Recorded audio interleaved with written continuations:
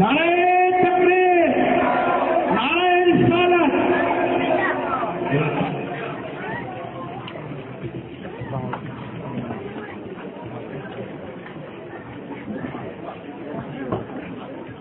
میرے دوستوں، ان کی تقریر میں نے سن چکا ہوں موبائل کے ذریعہ، نیٹ کے ذریعہ، کیسٹ کے ذریعہ، لیکن ہمیں فخر ہے ایسے مقرر پر جو حالات کو دیکھ کر تقریر کرتے ہوں، اور جو اس وقت قوم کو جن تقریر کی ضرورت ہے، جس بیان کی ہمیں ضرورت ہے، حالات کو دیکھ کر تقریر کرتے ہیں، اور یہ ایسے مقرر ہیں جس موضوع پہ کھڑے ہو جاتے ہیں موضوع سے کہیں بھٹکتے نہیں۔ مقرر، صحیح مقرر وہی ہوتے ہیں جو کبھی اپنے موضوع سے بھٹکے نہیں۔ میں تقریر سنتا ہوں موبائل کے ذریعہ، کیسٹ کے ذریعہ، حضرت کی بہت ساری تقریر میں نے سنی ہے، لیکن حضرت لاجواب ہیں، جو بھی موضوع اٹھاتے ہیں اس کو اچھی طرح سے نبھاتے ہیں میرے دوستوں۔ اور ایسے ہمیں مقرر کی ضرورت ہے ہندوستان میں خاص کر، اور ہم جیسے عام فہم سمجھیے کہ معمولی عالم کیا آپ کو سنا سکتے ہیں، کبھی تو ہمارے پیروں میں بندش لگ جاتی ہے، ہوا کے رخ کو دیکھ کر ہمیں تقریر کرنی پڑتی ہے، اور ہمارے پر بہت ساری پابندیاں لگ جاتی ہے، لیکن ہم نے ان کی تقریر سنی ہے۔ دنیا میں کوئی ایسا انسان نہیں ہے جو ان پر پابندی لگا سکے، اور یہ ایسے ہستی ہے کبھی سے ڈر کر تقریر نہیں کرتے، بلکہ عوام کچھ بھی کہے انہیں حق بولنا ہے، اس لیے کہ نبی کے گھرانے والے ہیں، جو نبی نے فرما دیا ہے، جو عمر بن خطاب نے ہمیں پیغام دیا ہے، اور وہی بطور خاص نبھاتے ہیں۔ میرے دوست، یہ کسی کے چہرہ کو دیکھ کر تقریر نہیں کرتے ہیں، ہم جیسے انسان مجبور ہے، حالات کو دیکھ کر کبھی کبھی ہمیں تقریر کرنا پڑتا ہے۔ ہمیں ایسے مقرر و فخر ہے کہ جب اپنے تقریر کے لیے کھڑے ہو جاتے ہیں، سچ بولنے سے چپ کر ہی، چاہے کوئی ناراض ہو جائے یا راضی ہو جائے کہ کوئی پرواہ ہی نہیں۔ میرے دوستوں، اب ایسے مقرر آپ کے سامنے ہم پیش کرنے جا رہے ہیں۔ یہ سب سے پہلے آئے ہوئے ہمارے معزز مہمان مقرر کا ہم استقبال فلہار سے کریں۔ نعرہ تکبیر، نعرہ تکبیر، نعرہ رسالت، نعرہ رسالت، غوث کا دامن، خواجہ کا دامن، نعرہ تکبیر، نعرہ رسالت، نعرہ تکبیر، اللہ اکبر، نعرہ حیدری،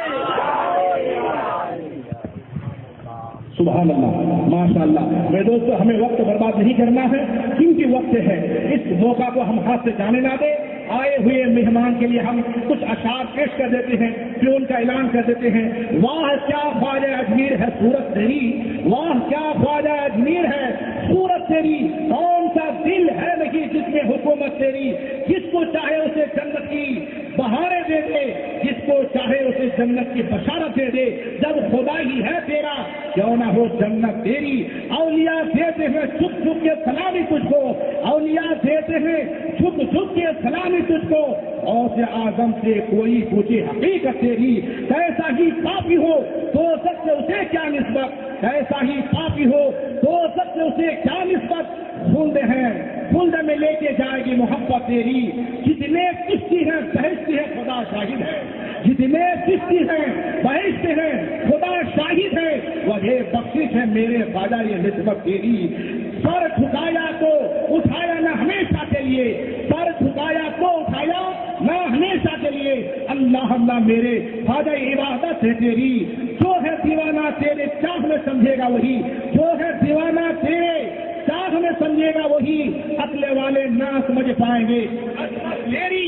نبی کا ہاتھ نکلا قبر سے خواجہ نے جھوم لیا، نبی کا ہاتھ نکلا قبر سے خواجہ نے جھوم لیا، فرشتے چیخ اٹھے اے کاش ہم بھی خواجہ معین الدین ہوتے۔ سامان محترم، اب آئیے ایک بہترین نورانی حقانی عرفانی تقریر سننے کے لیے حضرت علامہ و مولانا سید امین القادری صاحب قبلہ کی تقریر سے آپ کے قلب کو ہمیں گرمانا ہے، آپ کے دلوں میں نور پیدا کرنا ہے، اور نبی کا گھرانہ ہے، آج آل نبی کی زبان سے نبی کی حدیث سننی ہے، انہی کا بیان سننا ہے، ہمارا دل آج جگمگا اٹھے گا۔ میرے دوستو، آپ لوگ قسمت سے دھنی ہیں، ہم بھی قسمت سے دھنی ہیں. ایسے بابرکت ہستی ہمارے سامنے رونے کا افسوس ہے. اب اللہ سے ہم یہی دعا کریں گے، اے اللہ آئے ہوئے ہمارے مہمان، ہمارے معزز مقرر جو تقریر کرے، ہمیں ہدایت کرے، نصیحت کرے، ہم سبوں کو اس پر عمل کرنے کی نیک توفیق عطا فرمائے. کس شیر کی آمد ہے کہ رن کاپ رہا ہے، کس شیر کی آمد ہے کہ رن کاپ رہا ہے. رن ایک طرف چرخے کوہن کاپ رہا ہے. مقرر عزیز عظیم آتے ہیں، جان لطف امین آتے ہیں. آئیے ان کے استقبال کے لیے زور نعرہ پیش کرے. نعرہ تکبیر، نعرہ تکبیر، نعرہ رسالت، نعرہ رسالت. غوث کا دامن، خواجہ کا دامن، حضرت علامہ مولانا سید ابن قادری صاحب قبلہ. نعرہ تکبیر، نعرہ تکبیر، نعرہ رسالت. دیکھو دیکھو کون آیا، دیکھو دیکھو کون آیا. پیر ہمارے، پیر ہمارے، نگراں سنی دعوت اسلامی.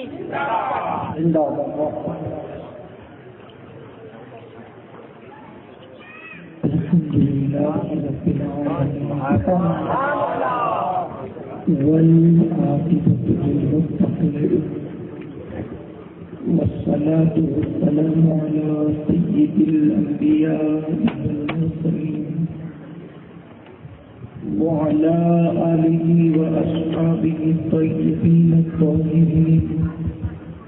أما بعد، أعوذ بالله من الشيطان الرجيم. بسم الله الرحمن الرحيم. قل إن كنتم تحبون الله فاتبعوني يحببكم الله ويغفر لكم ذنوبكم والله غفور رحيم. صدق الله العظيم. غوثیاتم بہنی بے سروسان ادے قبلے مددے کعبے ایمان مددے بگیردہ بے بلا افتاد کشتی وہی فرموش کفتارات پشتی بہت کے قادر مدد کن یا معین الدین چشتی، مدد کن یا معین الدین چشتی، مدد کن یا معین الدین چشتی. معزز و مکرم سادات کرام، علماء ذوی الاحترام، حاضرین مرد، پردہ نشین ماؤں اور بہنوں، السلام علیکم ورحمۃ اللہ وبرکاتہ. آئیے ہم اور آپ مل کر نہایت ادب اور احترام کے ساتھ اپنے اور ساری کائنات کی مرکزی عقیدت انیس بے کساں چار سازی درد مندہ، ہم غریبوں کے غم گسار، ہم فقیروں کے سرور مصطفیٰ جان رحمت، شمع بزم ہدایت، شب اسرا کی دولہا، نوشے بزم جنت، دانائے سگل مولائے کل ختم الرسل، خسرو خوبا معصوم آمینہ سیاہ لامکاں، وجہ کن فکاں، حضور رحمت عالم جان عالم جناب احمد مجتبیٰ محمد مصطفیٰ ارواحنا فدا صلی اللہ تعالی علیہ وسلم کی بارگاہ بیکس بنا میں جس طریقے سے میں پڑھا ہوں آپ بھی میرے ساتھ مل کر بآواز بلند بنی. الصلاۃ والسلام علیک یا رسول اللہ، الصلاۃ والسلام علیک یا نبی اللہ، الصلاۃ والسلام علیک یا حبیب اللہ، وعلی آلک واصحابک یا نور اللہ، صلی اللہ تعالی علیہ وسلم. تیرے پائے کا کوئی ہم نے نہ پایا خواجہ، تیرے پائے کا کوئی ہم نے نہ پایا خواجہ، ہم زمین والوں پہ اللہ کا سایہ خواجہ، مکر شیطان سے مریدوں کو بچا لیتے ہو، مکر شیطان سے مریدوں کو بچا لیتے ہو، اس لیے پیر تمہیں اپنا بنایا خواجہ، اس لیے پیر تمہیں اپنا بنایا خواجہ۔ اور جوش مستی میں بہت آئے تھے ایسے لمحے، جوش و مستی میں بہت آئے تھے ایسے لمحے، میں بہک جاتا مگر تم نے بچایا خواجہ، میں بہک جاتا مگر تم نے بچایا خواجہ۔ اور سید خستہ کو امید حضوری کب تھی، سید خستہ کو امید حضوری کب تھی، صدقے جاؤں تیرے کیا خوب بلایا خواجہ۔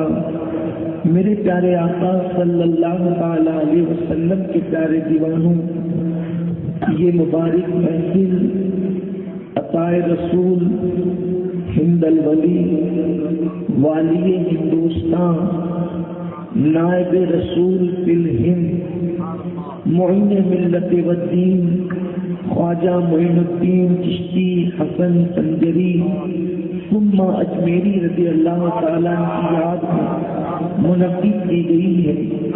عطائے رسول ہند الولی کی زندگی کا ایک ایک گوشہ ہمارے لیے مشعل راہ ہے اور نجات کا ذریعہ ہے۔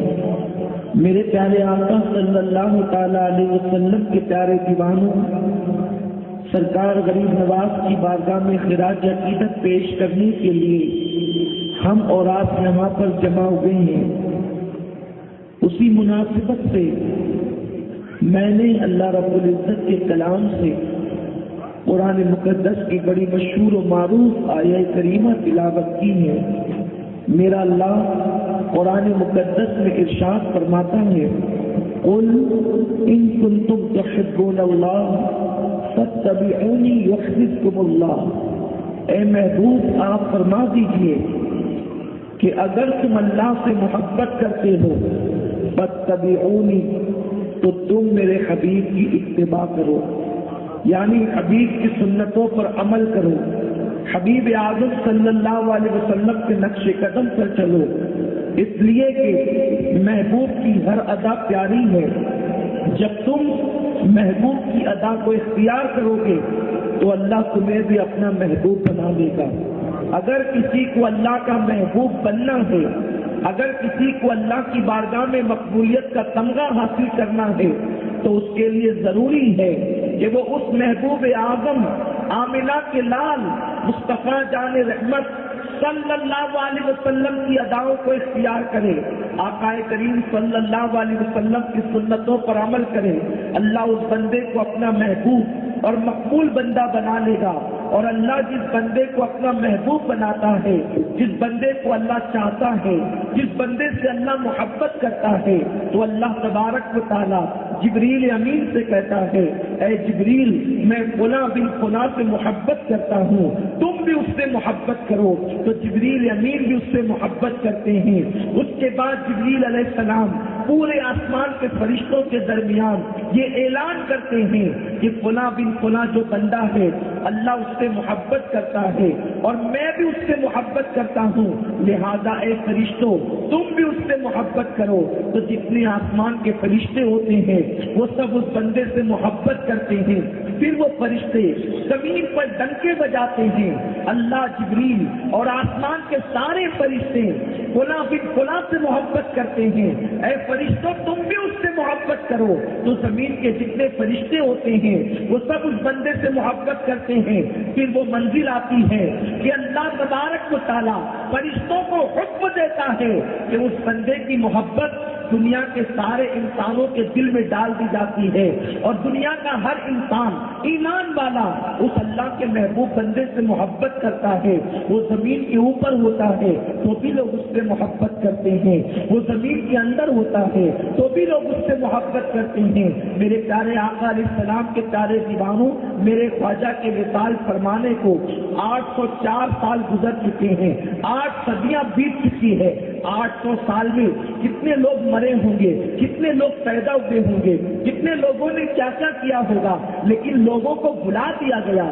بڑے بڑے بادشاہ، بڑے بڑے شہنشاہ، بڑے بڑے تاجدار، بڑے بڑے محلوں میں رہنے والے، بڑے بڑے قیمتی لباس پہننے والے، ملک پہ حکومت کرنے والے، مال و دولت میں کھیلنے والے، طاقت و قوت کا مظاہرہ کرنے والے، ملکوں کو فتح کرنے والے، تخت و تاج پر جو ہے وہ بیٹھنے والے، اللہ اکبر، لوگوں کی قبروں کا نشان تک نہیں ہے۔ اگر کسی بادشاہ کی قبر کا نشان ڈھونڈنے جاؤ تو شاید اس کی قبر کے کھنڈرات ملے، لوگوں کو اس کی پیدائش کا دن بھی یاد نہیں، لوگوں کو اس کی موت کا دن بھی یاد نہیں۔ وہ مر گیا، لوگوں نے انہیں بھلا دیا، لیکن 800 سال سے زیادہ عرصہ بیت چکا ہے۔ کل بھی خواجہ کے ڈنکے بج رہے تھے، آج بھی خواجہ کے ڈنکے بج رہے ہیں۔ آخر وہ کون سی چیز ہے؟ اللہ رب العزت کی پیدا کی بھی محبت ہے۔ اللہ اکبر، اگر ہم کسی سے پوچھیں کہ تیرے پردادا کی موت کی تاریخ کیا ہے بتا، تو شاید ہی وہ بتا سکے۔ کسی سے پوچھے تیرے دادا کی پیدائش کی تاریخ کیا ہے بتا، شاید ہی وہ بتا سکے۔ لیکن مسلمانوں کا بچہ بچہ کہے گا 14 رجب غریب نواز کی ولادت کی تاریخ ہے، 6 رجب غریب نواز کے وصال کی تاریخ ہے۔ ممکن ہے پیدائش کی تاریخ لوگوں کو یاد ہو یا نہ ہو، لیکن چھٹی شریف تو مسلمانوں کے بچے بچے کو یاد ہے۔ میرے پیارے آقا علیہ السلام کے پیارے دیوانوں، ایسا کیوں ہے؟ ایسا صرف اس لیے ہے کہ میرے خواجہ نے مصطفیٰ جان رحمت صلی اللہ علیہ وسلم کی سنت کے مطابق زندگی کو گزارا اور وہ اللہ کے محبوب بن گئے۔ محبوب کی اداؤں کو اختیار کیا تو اللہ نے ان کو بھی اپنا محبوب بنا لیا۔ میرے پیارے آقا علیہ السلام کے پیارے دیوانوں، اللہ کا ولی کون ہوتا ہے؟ اللہ کا ولی وہی ہوتا ہے جو ایمان لانے کے بعد تقوی اختیار کرے اور مصطفیٰ جان رحمت کی سنتوں پر عمل کرے۔ آج کل لوگ کسی کو بھی ولی کہہ دیتے ہیں، لیکن سید الطائفہ حضرت جنید بغدادی فرماتے ہیں اگر کوئی ہوا میں اڑے اور پانی پر چلے تو وہ اللہ کا ولی اس وقت تک نہیں ہو سکتا جب تک وہ مصطفیٰ جان رحمت کی سنتوں پر عمل نہ کرے، جب تک وہ شریعت مصطفیٰ پر عمل نہ کرے۔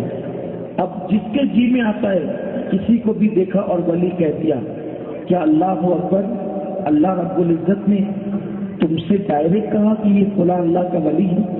ولایت تو اللہ کی طرف سے ملتی ہے، ہم اور تم کون ہوتے کسی کی کو ولایت کا تمغہ دینے والے، یا ہم اور تم کون ہوتے کسی کی ولایت سے انکار کرنے والے؟ اللہ کا ولی اپنی زندگی کا لمحہ لمحہ سنت رسول کے مطابق گزارتا ہے۔ آپ بڑا مشہور واقعہ ہے، سرکار غوث الاعظم دستگیر رضی اللہ تعالیٰ کے دور میں ایک شخص کے حوالے سے چرچا ہوا کہ یہ اللہ کا ولی ہے۔ لوگوں نے غوث پاک سے کہا سرکار چلیے اس سے چل کر کے ملتے ہیں، وہ بڑا پہنچا ہوا بندہ ہے اور اللہ کا ولی ہے۔ میرے غوث نے فرمایا چلو۔ جب گئے تو کیا دیکھا کہ وہ بندہ دجلہ کے کنارے رہتا تھا اور ہواؤں میں اڑتا تھا، دریا پر مصلی بچھا کر کے کبھی نمازیں پڑھتا تھا۔ جب غوث پاک پہنچے تو اتفاق سے وہ ہوا میں اڑتے ہوئے کہیں گیا تھا۔ لوگوں نے کہا حضور وہ یہی رہتا ہے، اور وہ زمین کے اوپر جب نماز پڑھتا ہے تو یہ اس کی سجدے کے نشان ہے۔ میرے سرکار غوث الاعظم دستگیر نے دیکھا جو اس کے ہاتھ کے نشان تھے، اور آپ نے ملے بغیر فرمایا وہ بہت کچھ ہو سکتا ہے لیکن اللہ کا ولی نہیں ہو سکتا۔ لوگوں نے عرض کی حضور آپ نے اس سے ملاقات تک نہیں کی، آپ نے اس سے بات چیت تک نہیں کی، آپ نے اس کو دیکھا تک نہیں، اور آپ کہتے ہیں وہ اللہ کا ولی نہیں ہو سکتا۔ میرے غوث فرماتے ہیں سجدے میں میرے نانا جان کی سنت یہ ہے کہ انگلیوں کو ان کے حال پر چھوڑ دیا جائے۔ جو شخص نبی پاک کی سنت کے خلاف سجدہ کرتا ہو تو وہ اللہ کا ولی کیسے ہو سکتا ہے؟ وہ تو سجدے کا ڈھنگ بھی نہیں جانتا، اور اللہ تبارک و تعالیٰ کو سجدہ پسند ہے ایسا نہیں ہے۔ توجہ فرمائیں، بڑی ذمہ داری سے کرو، سجدہ پسند ہے ایسا نہیں ہے، بلکہ اللہ کو وہ سجدہ پسند ہے جو محبوب کے طریقے پر اس کی پسند تو حبیب کا طریقہ ہے، اس کی پسند تو حبیب کی ادا ہے۔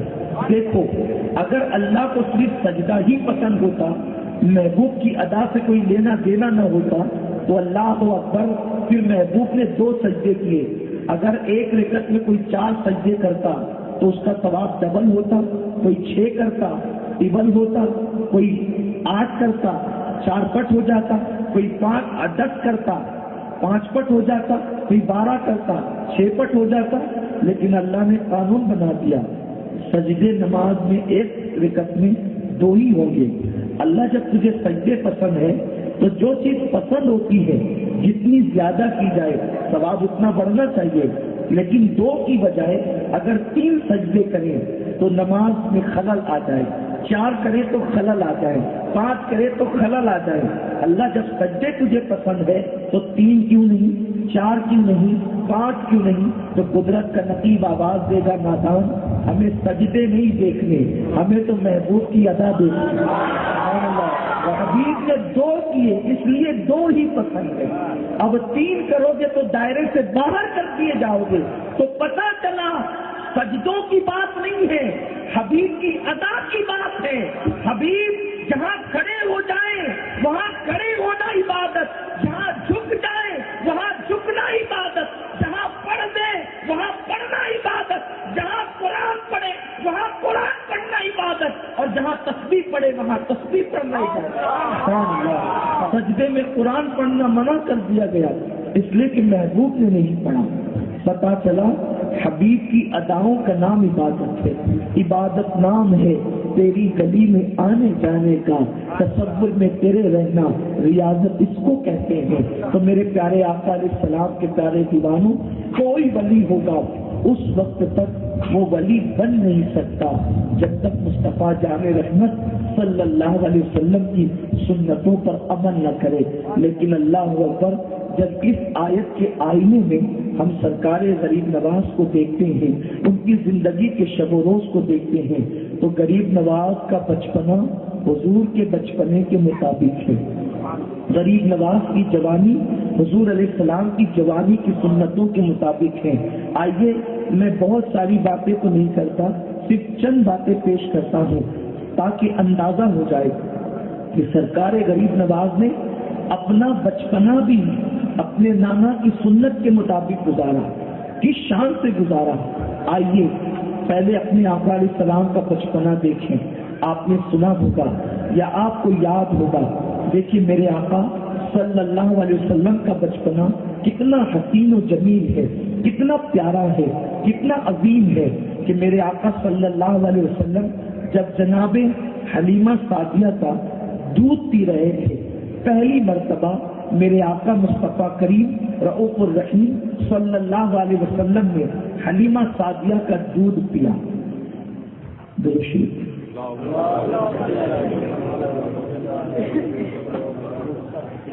نعرہ تکبیر، نعرہ رسالت۔ اللہ تعالیٰ ہمارے سادات کرام کی زندگیوں میں، عمر میں، علم میں، عمل میں برکتیں عطا فرمائے۔ اللہ ہمارے علماء کا سایہ دین کے دراز سے دراز کرتے ہیں۔ ایک مرتبہ بلند آواز سے ذرا درود شریف پڑھیں۔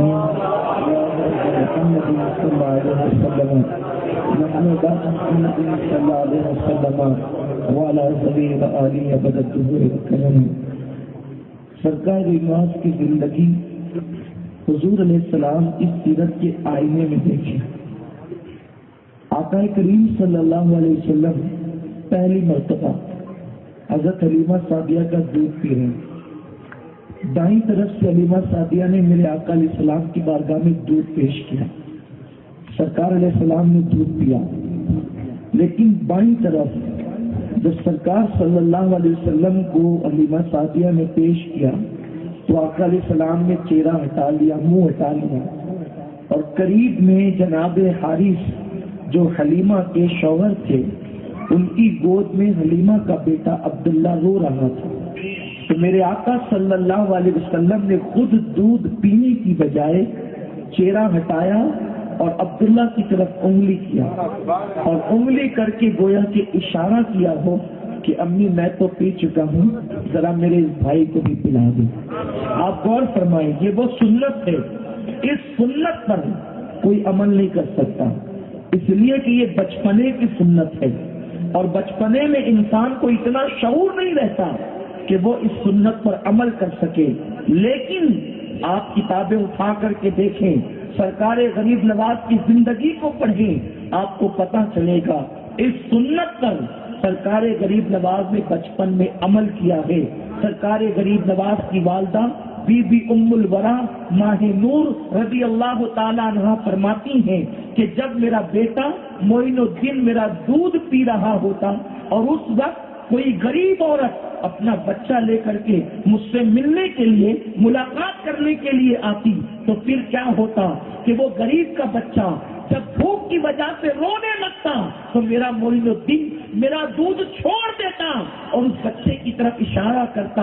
میں سمجھ جاتی کہ میرا معین الدین اپنے حصے کا دودھ اس بچے کو پلوانا چاہتا ہے، تو میں غریب کا بچہ اپنی گود میں لیتی اور معین الدین کے حصے کا دودھ اس غریب کے بچے کو پلا دیا کر۔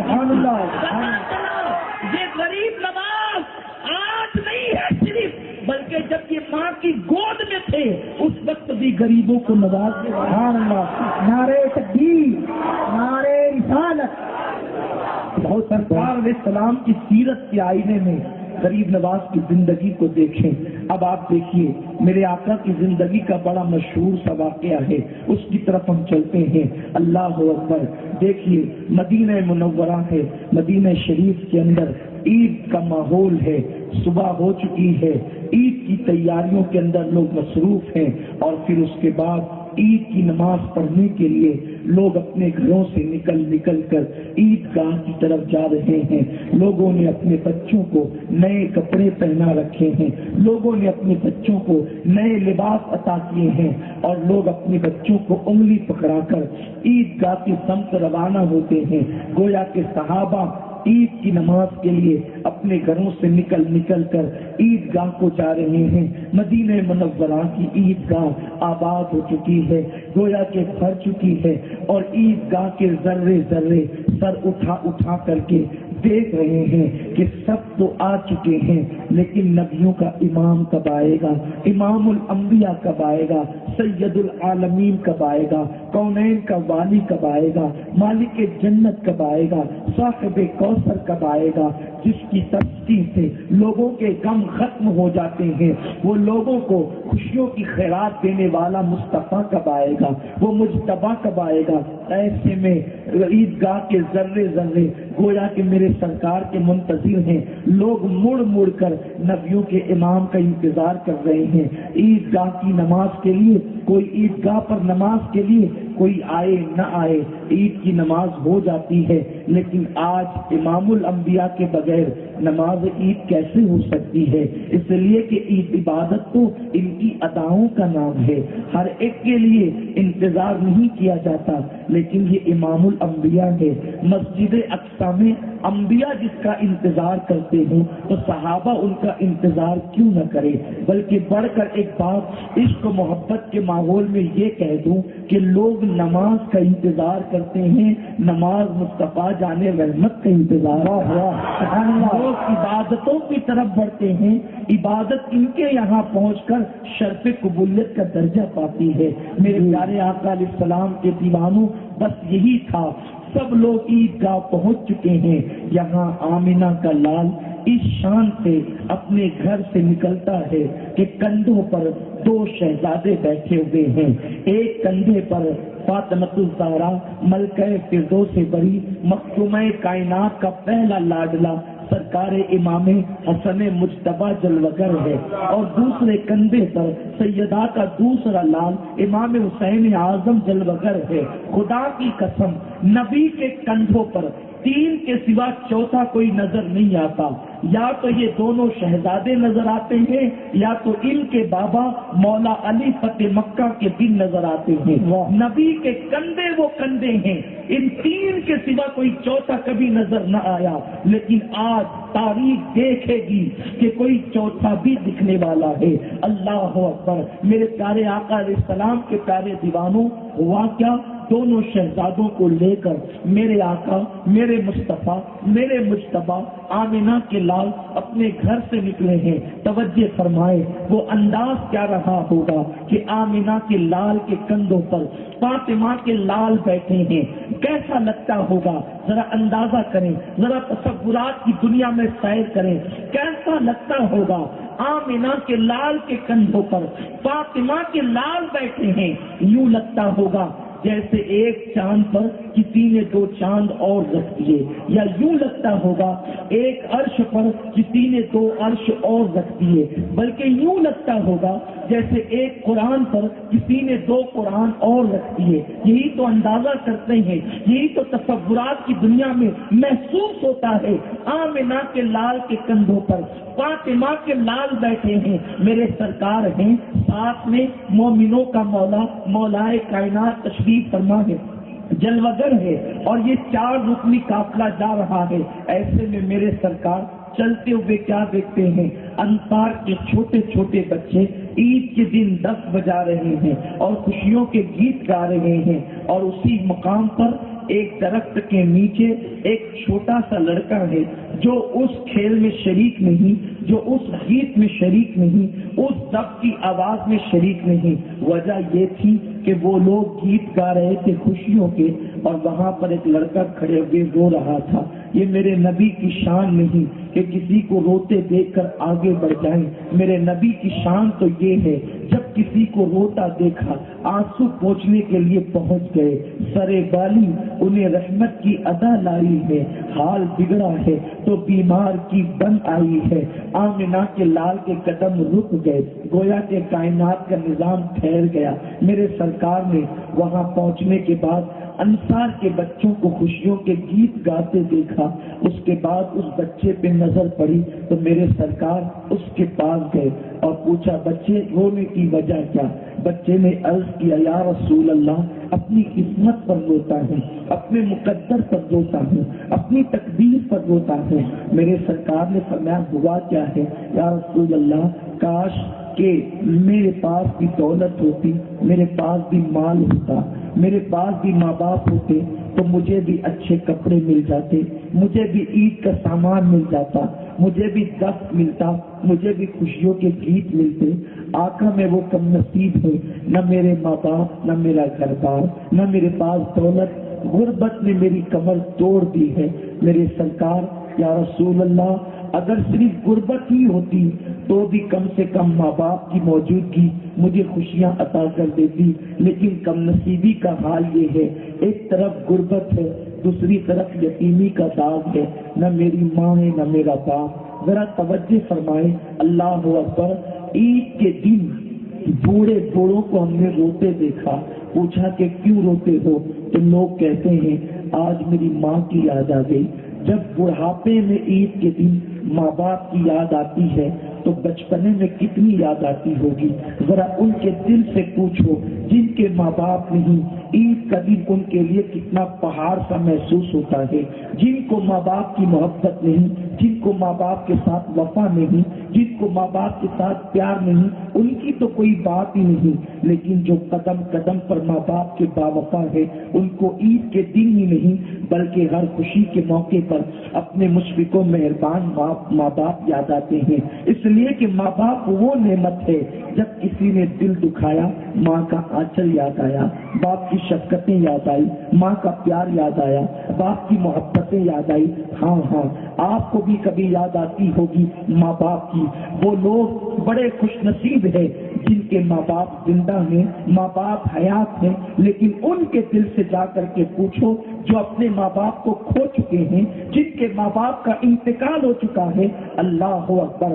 انسان جوانی میں ٹھوکر کھاتا ہے تو مرے ہوئے ماں باپ یاد آتے ہیں. انسان کا بڑھاپے میں دل دکھتا ہے تو مردہ ماں باپ یاد آتے ہیں. تو بچپنے کے اندر عید کے دن ماں باپ کیوں نہ یاد آتے ہوں گے؟ اس بچے نے کہا یا رسول اللہ، نہ میری ماں ہے نہ میرا باپ ہے، غربت نے میری کمر توڑ دی ہے۔ میرے آقا علیہ السلام کی شان دیکھو، آقا نے حسنین کریمین کو اپنے کندھوں سے نیچے اتارا، مولائے کائنات کے سپرد کیا، علی ان بچوں کو عیدگاہ لے جاؤ، میں ابھی آتا ہوں۔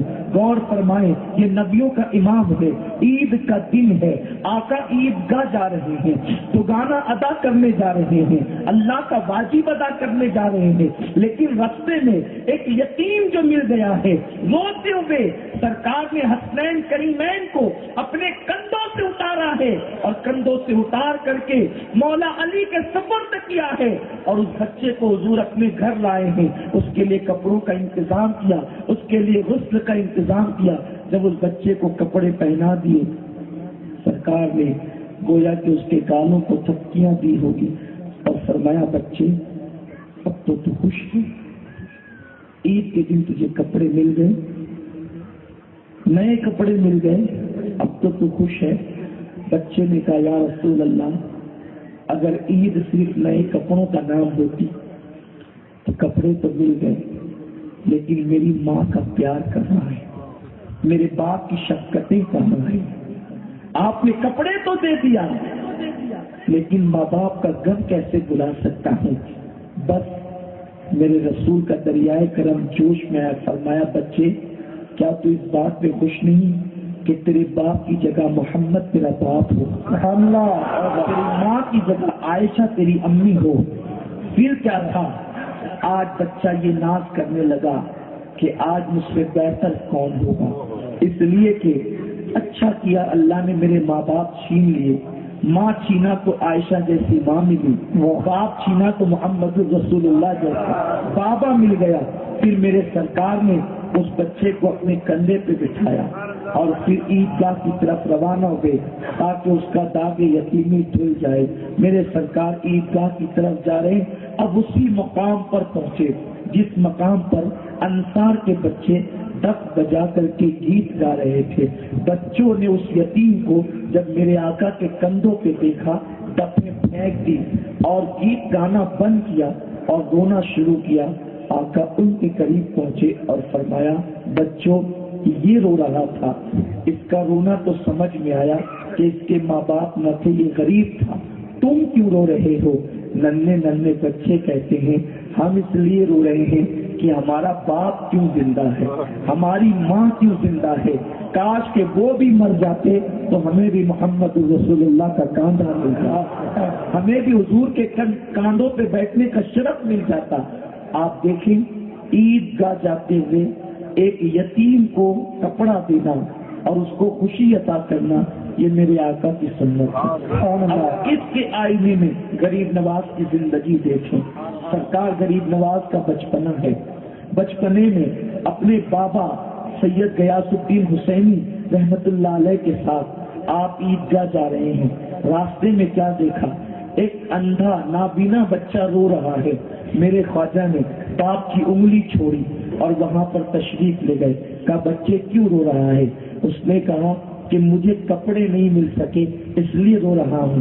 میرے خواجہ نے اپنے عید کے نئے کپڑے اتار کر وہیں پر اس بچے کو پہنا دیا اور خود گھر گئے اور اپنے پرانے کپڑے پہن کر پھر اپنے بابا کے ساتھ عیدگاہ گئے۔ کسی نے کہا معین الدین تو نے یہ کیا کیا؟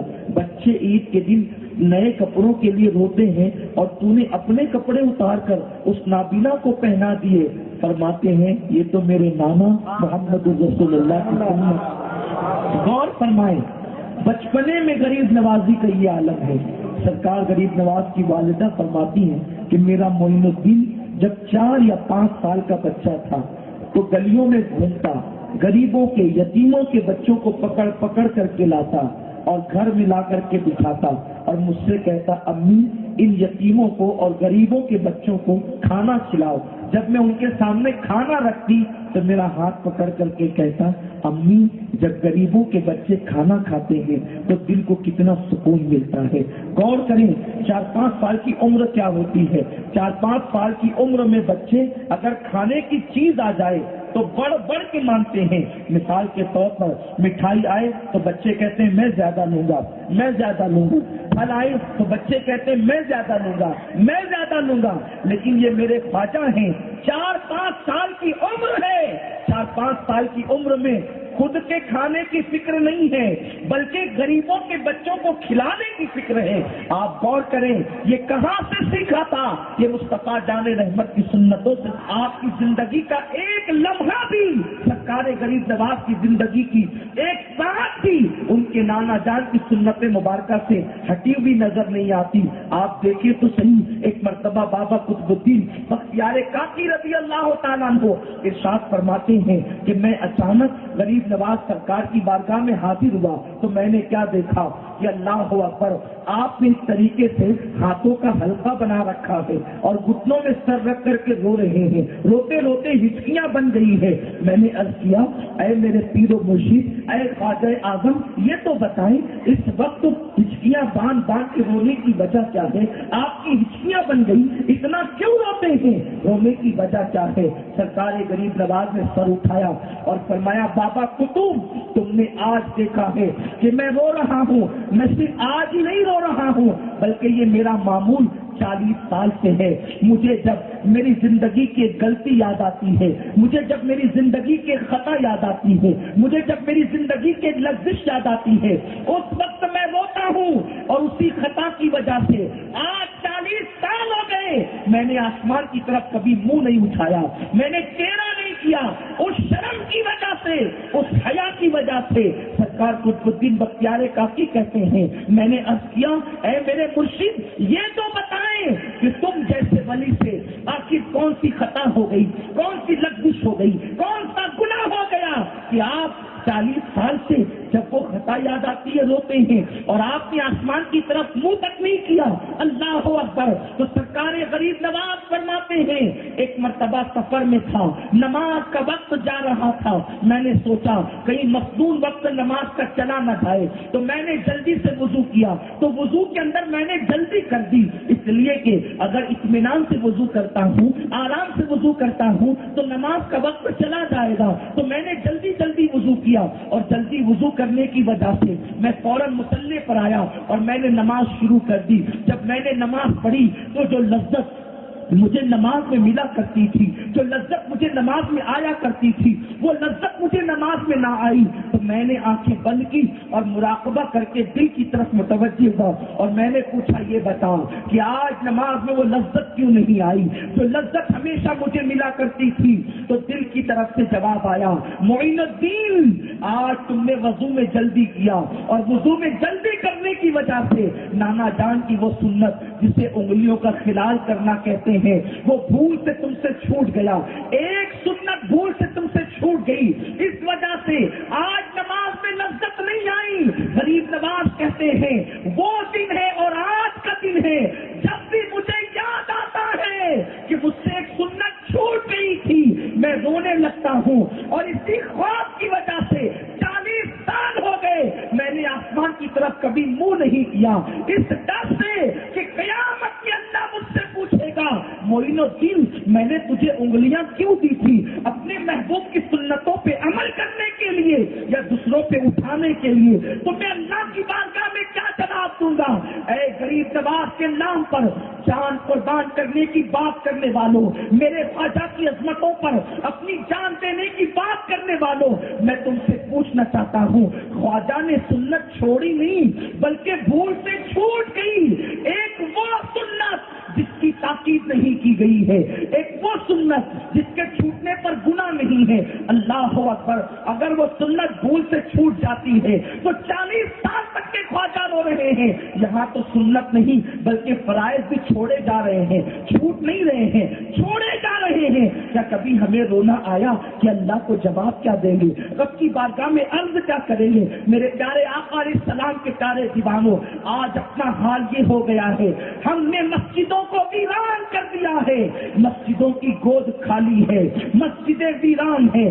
اللہ اکبر، عشاء کی نماز میں مسجدوں میں جاؤ تو چند بوڑھوں کے علاوہ جوان نظر نہیں آتے، فجر کی نماز میں تو چند ایک لوگ نظر آتے ہیں۔ اتنی بڑی بڑی خوبصورت خوبصورت مسجدیں آج ویران ہے۔ ذرا سوچو تو صحیح، مصطفیٰ جان رحمت صلی اللہ علیہ وسلم کے دل پر کیا گزرتی ہوگی جب مسجدوں کو میرے آقا ویران دیکھتے ہوں گے، تو آقا کے قلب اطہر پہ کیا گزرتی ہوگی۔ محبت رسول کا دعویٰ کرنے والوں، عشق مصطفیٰ کا دعویٰ کرنے والوں، غریب نواز سے ایک سنت بھول سے چھوٹ گئی تو آپ 40 سال تک کے روئے۔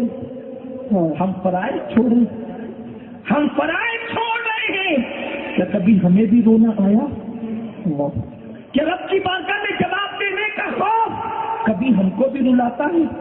وہ غریب نواز جو کعبۃ اللہ جائیں تو آواز آئے معین الدین میرا دوست ہے، مدینہ منورہ قبر رسول پر جائیں تو قطب المشائخ کا لقب ان کو ملے سرکار کی قبر انور سے، اس کے باوجود بھی صرف ایک سنت چھوٹے بھول سے۔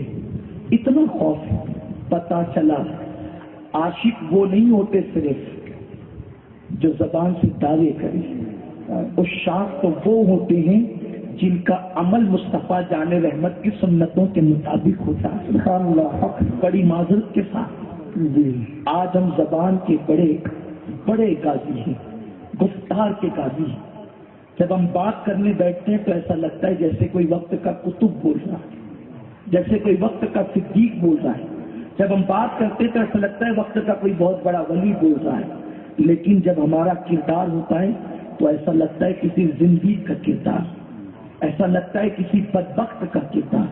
ہمارا حال یہ، کتنے بڑے بڑے دعوے ہیں، نبی کے نام پہ جان قربان کر دیں گے، لیکن ہمارا حال یہ ہے فلموں کے نام پہ ہمارے گھروں میں بھجن رکھتا ہے۔ ہمارا حال یہ، گانوں کے نام پر ہماری زبان سے کفریہ کلمات نکلتے ہیں۔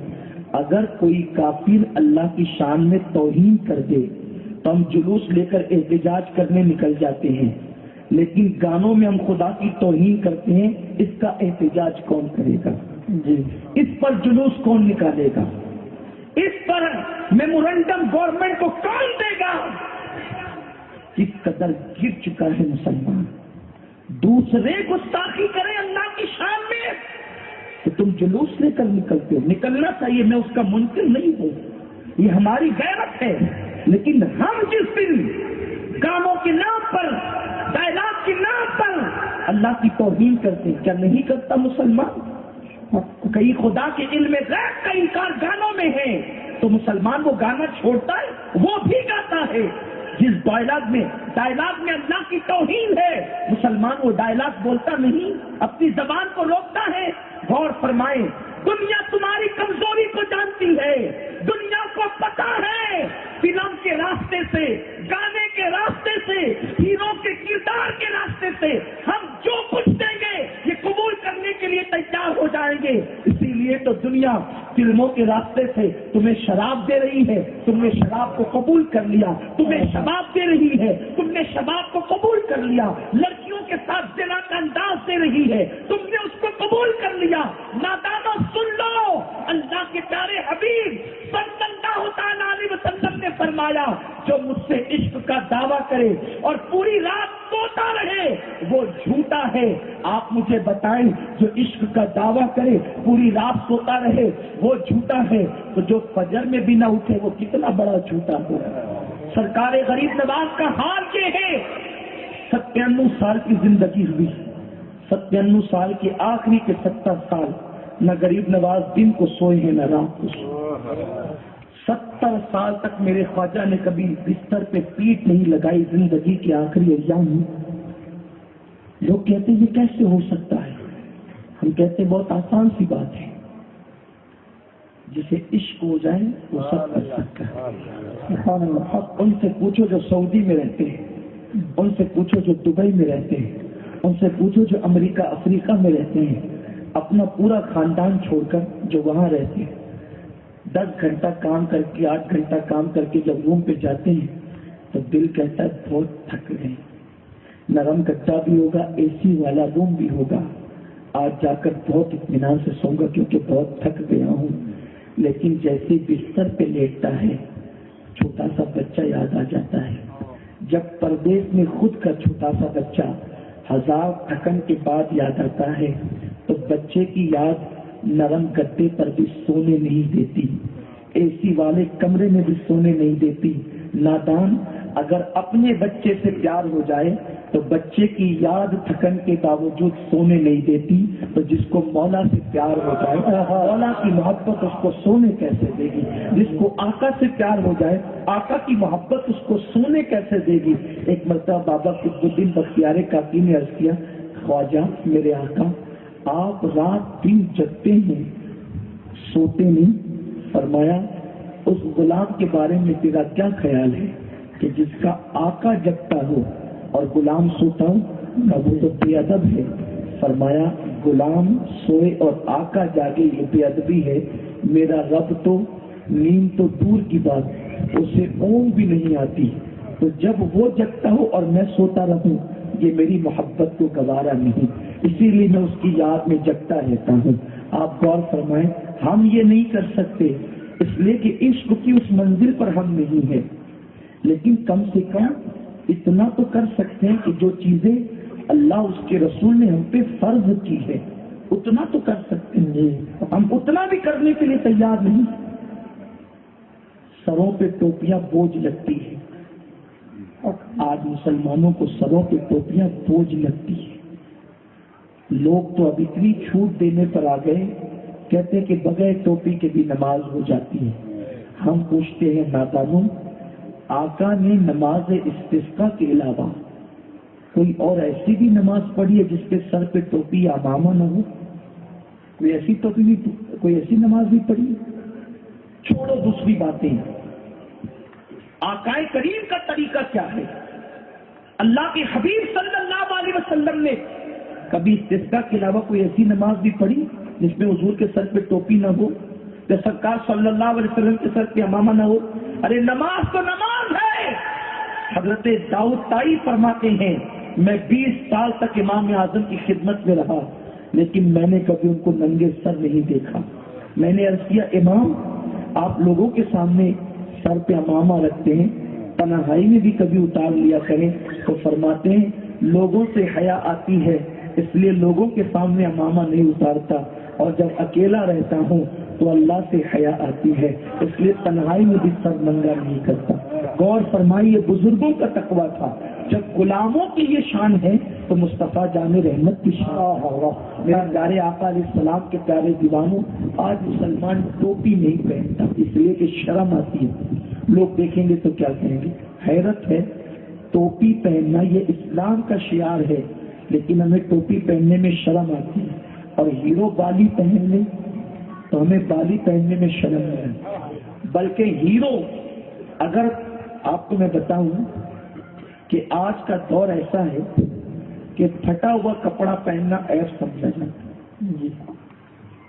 آج سے 10 سال 12 سال پہلے تک یہی تھا کہ عام طور پر شادیوں کی محفل میں غریب سے غریب بھی پھٹا ہوا کپڑا پہن کر کبھی نہیں جاتا تھا. غریب بھی ایک آدھ ڈریس بچا کر کے رکھتا تھا کہ میں شادی میں جاؤں تو کم سے کم اچھی محفلوں میں یہ کپڑے پہن کے جاؤں. کاروبار پہ جائیں پھٹا پہن لے, کام دھام پہ پہن لے, لیکن شادیوں میں ولیمے میں اچھی محفلوں میں پھٹے کپڑے پہن کے نہیں جانا ورنہ لوگ اپنی غربت کا مذاق اڑائیں. یہی تو تھا. لیکن فلموں میں ہیرو نے پھٹی ہوئی جینس کیا پہن لی, تو اب ہمارا جوان شو روم میں جا کر کے وہ جنس خریدتا ہے جو 3 جگہ سے پھٹی ہوئی ہو. اس کا مطلب دنیا تمہیں پاگل بنا چکی ہے. پھٹا کپڑا پہننا عیب تھا, لوگ عیب تصور کرتے تھے اور کوئی پہنتا نہیں تھا, غریب بھی نہیں پہنتا تھا. دنیا تمہیں جانچ رہی ہے اسی لیے تو تمہاری تباہی کا پلان بنا چکی ہے. جب تک کہ پیون لگا کے کپڑے پہننا یا پھٹے ہوئے کپڑے پہننا یہ سنت تصور کیا جاتا تھا, تم نے نہ پہنا اس کو عیب سمجھا. जिस दिन हीरो ने पहन लिया, तुमने आज वो पैंडे जो फटी हुई है जींस, अच्छी पैंडों से वो क्वालिटी महंगी मिल रही है, तो भी हमारा जवान उसको खरीद रहा है। और आज बाज़ाब्ता तौर पे यहाँ से फटा, यहाँ से फटा, यहाँ से फटा पहन जाए। दुनिया तुम्हें अच्छी तरीके से जांच चुकी है, तुम्हारी कमजोर नफ्स पर लोग हाथ रख चुके हैं। उन्हें पता है मजहब के नाम पे देंगे, लोग कबूल नहीं करेंगे। तालीम के नाम पे देंगे, तुम कबूल नहीं करोगे। एजुकेशन के नाम पे देंगे, तुम कबूल नहीं करोगे। दुनियावी तरक्की के नाम पे देंगे, तुम कबूल नहीं करोगे। लेकिन हर वो चीज जो फिल्म के नाम पे मिले, फैशन के नाम पे मिले, तुम उसको कबूल कर लोगे। और आज तुम उसको कबूल कर चुके। लेकिन याद रखो, वो दिन दूर नहीं जिसको महशर कहते हैं, वो दिन दूर नहीं जिसको कयामत कहते हैं। अल्लाह के हबीब सल्लल्लाहु अलैहि वसल्लम ने फरमाया कि जो जिस कौम के से मुशाबिहत करेगा वो उन्हीं में से है। मन तशब्बह बिकौमी फहुवा मिनहुम, वो उन्हीं लोगों में से है, वो उन्हीं लोगों में से है जो जिस कौम से मुशाबिहत करे। अब पता चला फटी हुई पैंडे पहनने वालों हीरो की नकल में क़यामत के दिन हीरो के साथ उठाए जाओगे।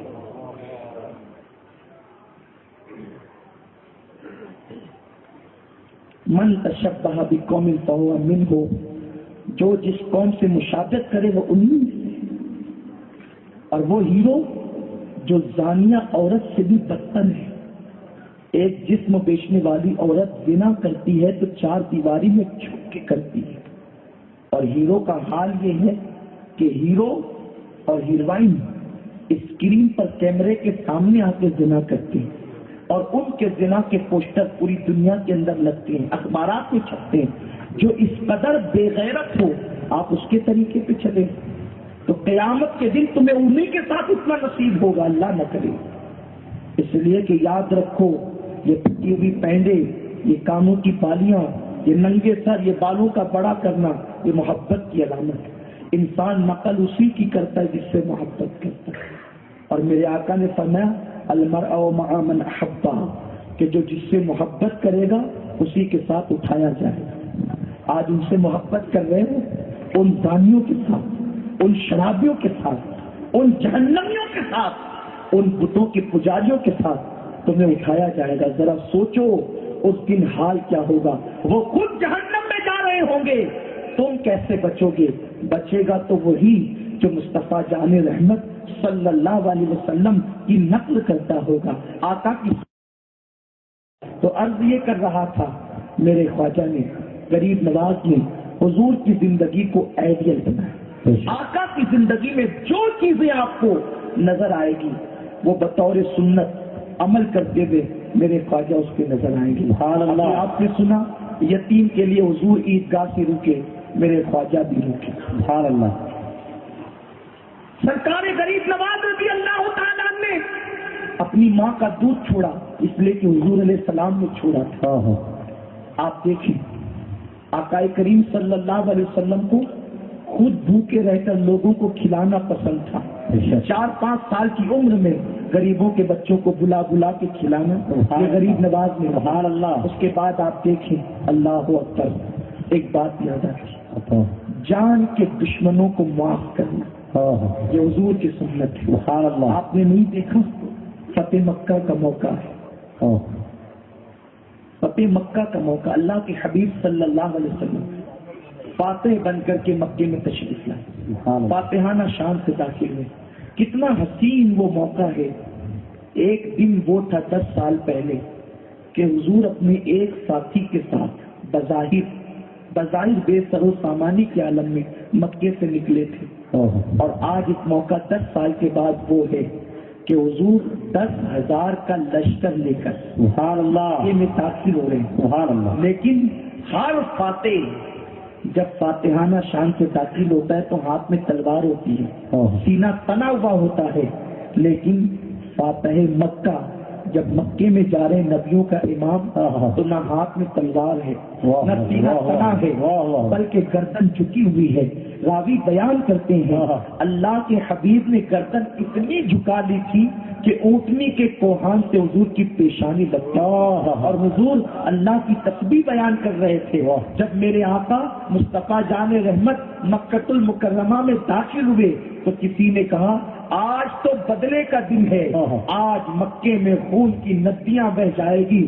اس وقت میرے آقا نے فرمایا آج بدلے کا دن نہیں ہے, آج تو معاف کرنے. سبحان اللہ. اور ان کے ہاتھ سے جھنڈا لے کر ان کے بیٹے کے ہاتھ میں دے دیا.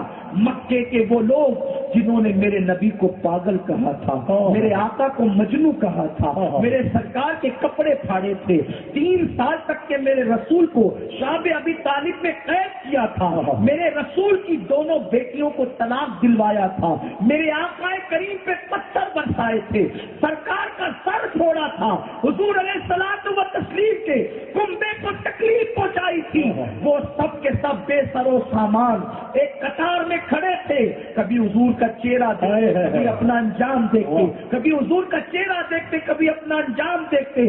اس وقت یہ سوچ رہے تھے اب کیا ہوگا.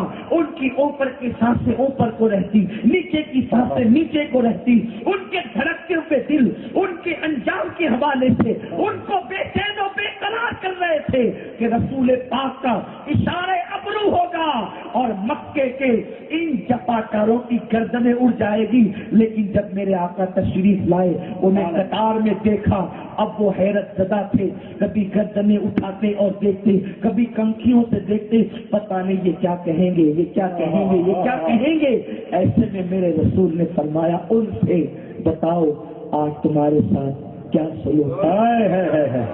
کوئی ایسا جج بھی تمہیں ملا ہے جو مجرم سے پوچھے گا کے بارے میں فیصلہ. واہ واہ واہ واہ. کوئی ایسا فاتح بھی ملا ہے جو مجرم سے پوچھے بتا تیرے لیے کیا فیصلہ کیا جائے. آقا نے فاتح مکہ نے پوچھا تھا بتاؤ تمہارے ساتھ کیا سلوک کیا جائے. مکے والوں نے کمال ہوشیاری سے کام کہا آپ کریم ابن کریم. سبحان اللہ. سبحان. آپ سے کرم کے سوا اور کیا امید کی جا سکتی ہے. آقا نے مسکرا کے کہا تھا جاؤ میں تم کو وہی کہتا ہوں جو میرے بھائی یوسف نے اپنے بھائیوں سے کہا تھا لا تثریب علیکم اليوم, جاؤ آج تم پر کوئی مواخذہ نہیں ہے, میں نے تم سب کو معاف کیا. جو چاند کے ٹکڑے دیکھ کر کے مسلمان نہ ہوئے تھے, جو پتھروں کو کلمہ پڑھتے دیکھ کر مسلمان نہ ہوئے تھے, جانوروں کو سجدہ کرتے دیکھ کر مسلمان نہ ہوئے تھے, رسول پاک کا یہ اخلاق دیکھ کر وہ کلمہ پڑھ کے مسلمان ہو جانا. تکبیر, نعرہ رسالت, سرکار کی آمد. واہ واہ واہ واہ. مجھے بتاؤ چاند کے ٹکڑے دیکھ کر کے جو کلمہ نہ پڑے وہ اخلاق دیکھ کر کلمہ. واہ واہ. اب کس سنت کو ہندوستان میں غریب نواز کی. سبحان اللہ سبحان اللہ. لوگ کہتے ہیں اسلام اور دہشت گردی, اسلام اور دہشت گردی, اسلام اور ہم کہتے ہیں ہوش سے کام لو. 90 لاکھ کو کلمہ پڑھایا تو کیا کوئی ایک بھی قتل ہوا؟ کیا بات. جس نے 90 لاکھ کو کلمہ پڑھا کوئی ایک قتل ہونا تو دور کی بات. غریب نواز 52 سال کی عمر کے بعد ہندوستان آئے جی, اور اس کے بعد سرکار غریب نواز رضی اللہ تعالیٰ نے 20 سال سے زیادہ حیات رہے ہیں ظاہری طور پر. مجھے 1 سیکنڈ کے لیے خواجہ کے ہاتھ میں تلوار تو دکھائیں. کیا بات. 1 سیکنڈ کے لیے تلوار تو دکھائیں جو تسبیح اور مسلح لے کر آیا ہو, جو کردار مصطفیٰ لے کر آیا ہو. اللہ اکبر. جب غریب نواز ہندوستان میں داخل ہو رہے تھے تو غوری کی فوج شکست کھا کر واپس جا رہی تھی. اس وقت اس مرد درویش کو ان کے چہرے پہ نورانیت دیکھ کر کے گوری کی فوج کے کسی فرد نے کہا تھا بابا کدھر کا ارادہ ہے. فرمایا ہند کا. نہ جانا بڑے جنگجو لوگ ہیں, بڑے خطرناک لوگ ہیں, اتنی فوج لے کر گئے تھے, ارے اتنے کٹ گئے, شکست کھا کے واپس جا رہے ہیں, اتنی مختصر فقیروں کی ٹولی کو تو وہ پیس کر رکھ دیں گے. میرے خواجہ نے کہا تھا چپ رہے,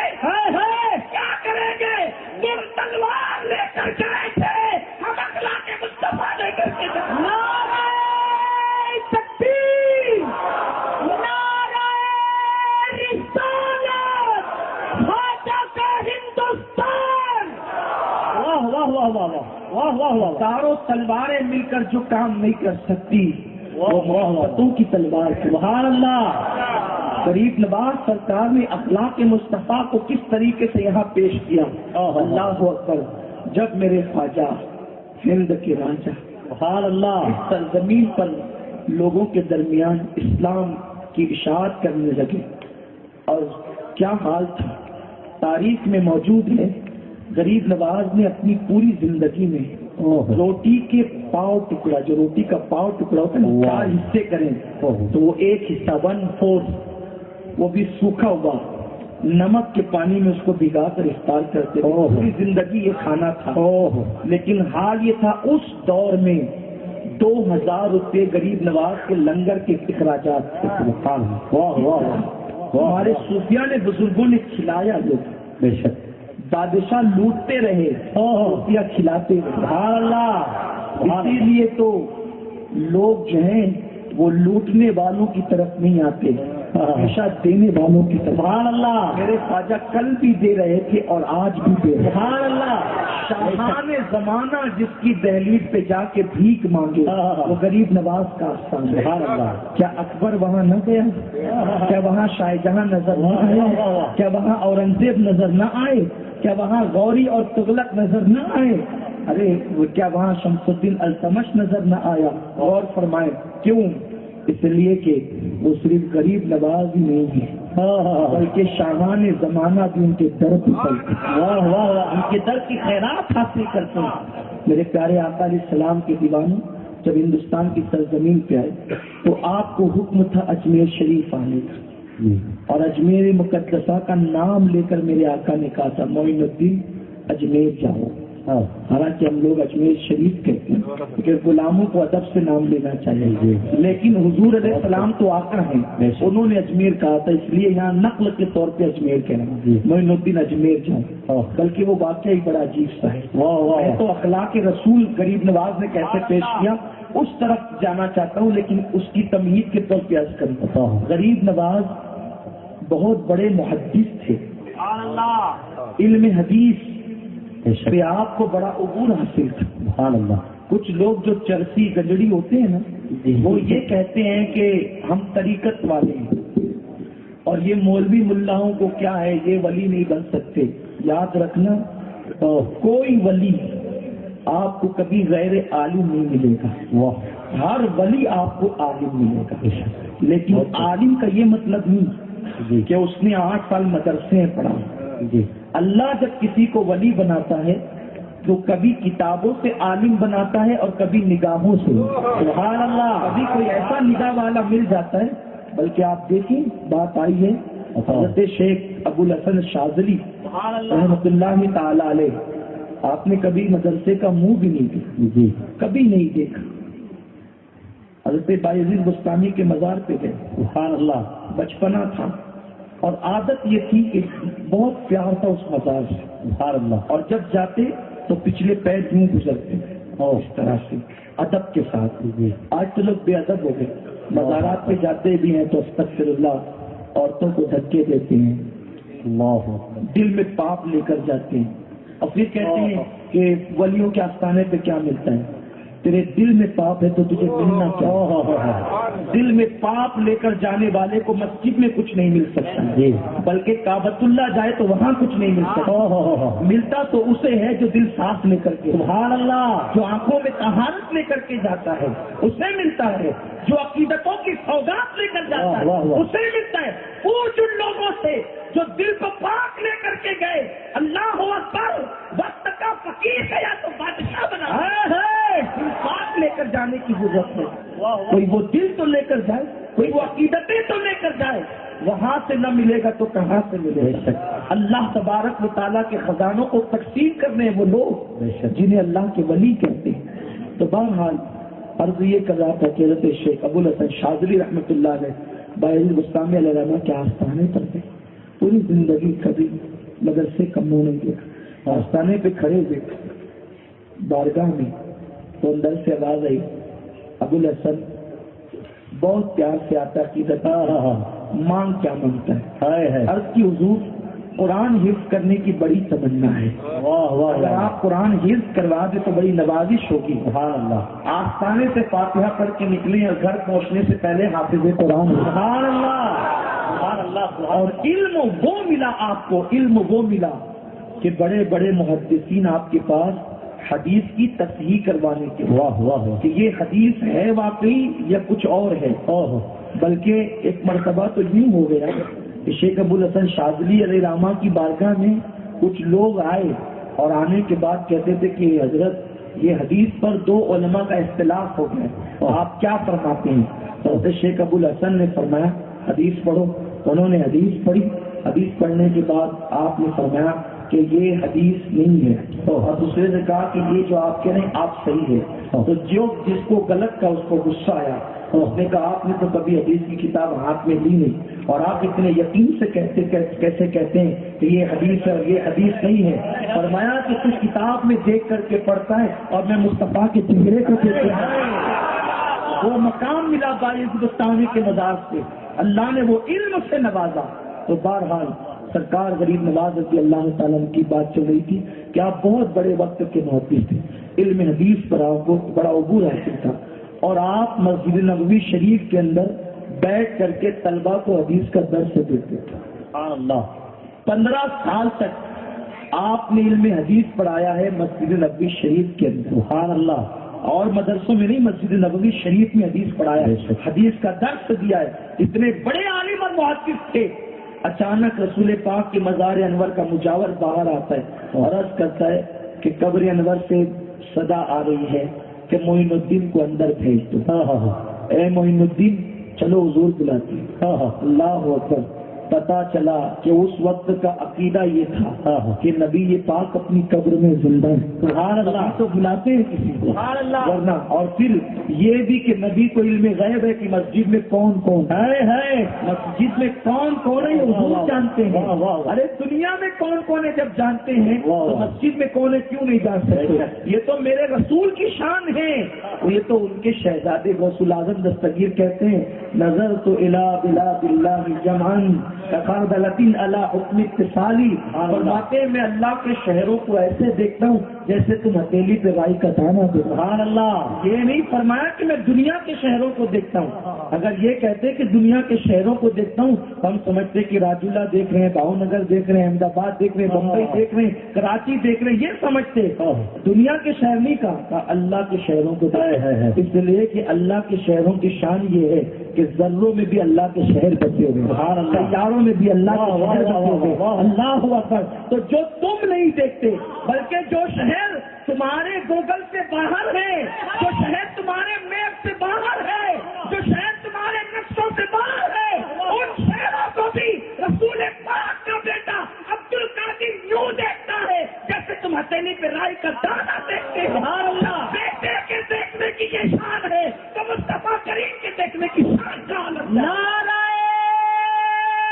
تکبیر، نعرہ رسالت، نعرہ حیدری، فیضان غوث اعظم، ان سے غریب نواز. پھر آپ سوچتے ہوں گے کہ پھر یہ مولویوں میں جھگڑا کیوں ہے؟ کچھ علماء کہتے ہیں کہ نبی غیب جانتے ہیں، کچھ کہتے ہیں نہیں جانتے. دراصل جھگڑا آپ کو پتہ ہونا چاہیے کہ جن کی جماعت میں غوث الاعظم جیسے نہیں ہیں اس لیے وہ نبی کو صحیح طور پہ نہیں سمجھ. جیسے جن کی جماعت میں نہیں وہ نہیں سمجھ پائے، اس لیے کہ جن کی جماعت میں چندہ چرا کر کھانے والا مولوی ہو تو وہ پھر رسول پاک کو کیسے سمجھے گا؟ لیکن جن کی جماعت میں غوث الاعظم اور غریب نواز ہے تو پھر اس جماعت کے لوگ کہتے ہیں جب غلام ایسے ہے تو آقا کیسا ہوگا؟ غلاموں کی شان آقا کیسا ہوگا جب ان کے گدا بھر دیتے ہیں شاہان زمانہ کی جھولی. محتاج کا جب یہ عالم ہے مختار کا عالم کیا؟ اللہ. بات تو یہ ہے. اور جس مسلک کی بنیاد مصطفیٰ جان رحمت میں رکھی ہو پھر اس مسلک میں اسی شان کے لوگ رہتے ہیں. اور جن مسالک کی بنیاد انگریزوں کی میز پر ہو وہاں ساری گڑبڑ ہے، اس کے ذمہ دار وہ لوگ ہیں. میں نہیں اس کرنا چاہتا اس لیے کہ مجھے 5:30 بجے تک احمد آباد ایئرپورٹ بھی پہنچنا ہے مجھے، اپنے وقت پر گفتگو ختم بھی کرنی ہے اور ٹائم ہو چکا ہے میرے خیال سے. تو عرض یہ کرنے چلا تھا کہ غریب نواز مسجد النبی میں حدیث کا درس ہے. سبحان اللہ. اندر سے مجاور آگے کہتا ہے کہ معین الدین کون ہے؟ حضور بلاتے ہیں. اتفاق کی بات وہاں پر اس وقت کئی معین الدین نام کے وہ سب کھڑے ہو گئے کہا کہ میں معین الدین ہوں، میں معین الدین. لیکن یہ بیٹھے رہے بیٹھے رہے کہ دل میں خیال تھا کہ میری اوقات کیا ہے کہ مجھے بلایا جائے. جن کے رتبے ہیں سوا، جن کے رتبے ہیں سوا، ان کو سوا مشکل ہے. اللہ اکبر. وہاں کہا گیا کہ معین الدین کو حضور بلاتے ہیں. جن کو نہ بلایا تھا وہ کھڑے ہوئے کہ میں معین الدین ہوں، اور جس کو بلایا گیا وہ کہا کہ میری اوقات کیا، میری حیثیت. پتا چلا جو بہت بلند ہوتے ہیں نا وہ بہت عاجزی کرتے ہیں. یہ الگ بات ہے. خاموش کھڑے رہتے ہیں، پھر بھی جو لوگ بڑے ہیں وہ بڑے رہتے ہیں. اور ایسے درویشوں سے ملتا ہے ہمارا شجرا جن کے قدموں میں کئی تاج پڑے رہے. وہ عاجزی، وہ انکساری بندے کو بلند کرتی ہے. تو میں کیا، میری حیثیت کیا جو مجھے بلایا جائے. مجاور نے کہا ایک معین الدین کو بلایا گیا، یہاں تو بہت سارے ہیں، رکو میں پوچھ کر کے آتا ہوں. اندر گئے، عرض کی حضور آپ کس کو بلاتے ہیں؟ تب آواز آئی معین الدین چشتی کو بلاؤ. سبحان اللہ. بابا قطب الدین بختیار کاکی کو یہ واقعہ غریب نواز نے خود بیان کیا. سبحان اللہ. جس کو صاحب سیر الاولیاء نے نقل فرمایا. شیخ عبداللہ محدث دہلوی بھی اس کو بیان کرتے ہیں. معین الدین چشتی کو بلاؤ. لوگ کہتے ہیں یہ کیا سلسلے بن اللہ، واہ واہ واہ واہ واہ. یہ چشتیت کے ذریعے سے پہچان ہوئی کہ بلایا کسے جا رہا ہے، بلایا کسے جا رہے. ہاں لیکن بس بات اتنی ہے کہ سلسلے مصطفیٰ جان رحمت تک پہنچنے کے لیے ہے تب صحیح ہے، اور گروپ بندی کے لیے ہے تو پھر غلط ہے. بہت یہ وہاں تک پہنچنے کے لیے بے شک، پھر وہ چاہے چشتیت ہو، چاہے قادریت ہو، چاہے نقش بندیت ہو، چاہے سہروردیت ہو، رضویت ہو، اشرفیت ہو، برکاتیت ہو، مداریت ہو، کوئی ہو، بس پہلے وہ ان کا ہو جائے. واہ واہ واہ واہ. جو ان کا ہو جائے پھر وہ سب کچھ ہے.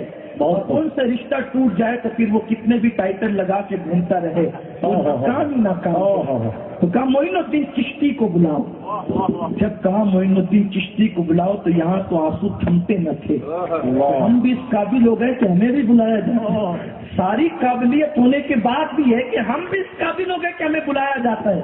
معین الدین چشتی کو بلاؤ. روتے ہوئے گئے. کہا بابا قطب ہم تو اس تصور میں گئے تھے کہ آج قبر رسول کو جی بھر کے دیکھیں گے، لیکن جیسے حجرہ رسول میں قدم رکھا اب وہاں قبر رسول کیا، وہاں تو جلوہ رسول. سبحان اللہ. میں نے حضور کے سراپا کو دیکھا. فرماتے میں نے حضور علیہ السلام کے سراپا کو دیکھا اور میرے آقا نے مجھے بلا کر اپنے سینے سے لگا، اب سینے لگا کر فرمایا معین الدین ہندوستان جاؤ اور کفرستان کو اسلام کا نور عطا کر. سبحان اللہ. اور جانا تو وہاں کے شہر اجمیر میں قیام کرنا. قربان جائیں حضور جانتے ہیں کبھی ہند نہیں آئے، کبھی ہند نہیں آئے، لیکن میرے رسول جانتے ہیں کہ ہندوستان میں کوئی شہر ہے جسے اجمیر کہتا ہے. ہندوستان میں کوئی شہر پر میں اجمیر جانا. اس کی یا رسول اللہ میں تو پہلی بار اجمیر سن رہا ہوں. توجہ ہے آپ کی. رسول اللہ میں تو پہلی بار اجمیر سنا ہوں. اجمیر پہنچوں گا کیسے؟ تو سرکار نے ایک انار عطا کیا. آم بھی دیا جا سکتا تھا، سیب بھی دیا جا سکتا تھا، انار ہی کیوں دیا؟ واہ واہ واہ. انار ہی کیوں دیا؟ انار جنتی پھلوں میں سے پھل ہے. گویا کہ بتایا جا رہا ہے معین الدین اجمیر جا رہا ہے تو گویا کہ تو اجمیر کو جنت نشان بنائے گا. اجمیر مقدس کو کی کیا شان ہے حضور کی زبان پر، جس کا نام ہے اس شہر کی شان کیا ہے. اور میں اس میں ہندوستان کا نقشہ ہے. معین الدین انار میں ہندوستان کا نقشہ ہے اور تو وہاں تک پہنچے گا. اس میں دیکھ لینا پتا چلا حضور کی مٹھی میں ہندوستان کا نقشہ انار تھا.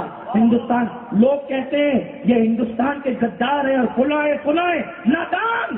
اس پر شک کرنا جو نبی کا بے وفا ہے. ارے جو نبی کے لیے جان دے سکتے ہیں، ارے جو ہند کا نقشہ نبی کی مٹھی سے ملا ہو، غداری کیسے کر سکتے ہیں؟ ہند سے غداری غریب نواز سے غداری ہے. اس لیے مسلمان ہندوستان کا سنی مسلمان خواجہ کو ماننے والا کبھی ملک ہندوستان کا غدار نہیں. واہ واہ، محبت بہت کرتے ہیں لیکن محبت کا یہ مطلب نہیں کہ ہم پوجا بھی کریں. واہ واہ واہ، محبت الگ عنوان ہے، عبادت الگ عنوان ہے. بہت اچھا. کائنات میں سب سے زیادہ محبت اگر ہم کسی سے کرتے ہیں تو ہمارے رسول سے کرتے ہیں. جب ان کی عبادت کو جائز نہیں سمجھتے تو کسی ملک کی عبادت کیسے؟ واہ واہ واہ واہ. بلکہ جب دل بے قرار ہو کر اس رسول کی عبادت کی طرف توجہ دلاتا ہے تو عشق و محبت کا امام غیرت سے یوں کہتا ہے، توحید کی غیرت سے یوں کہتا ہے، پیش نظر وہ نوبہار سجدے کو دل ہے بے قرار، روکیے سر کو روکیے، ہاں یہی امتحان. واہ واہ واہ واہ واہ. سب سے زیادہ جس رسول کے لیے ہم سب کچھ چھوڑ سکتے ہیں، واہ، بلکہ صحابہ نے اس وطن کو چھوڑا تھا جس میں کعبہ تھا.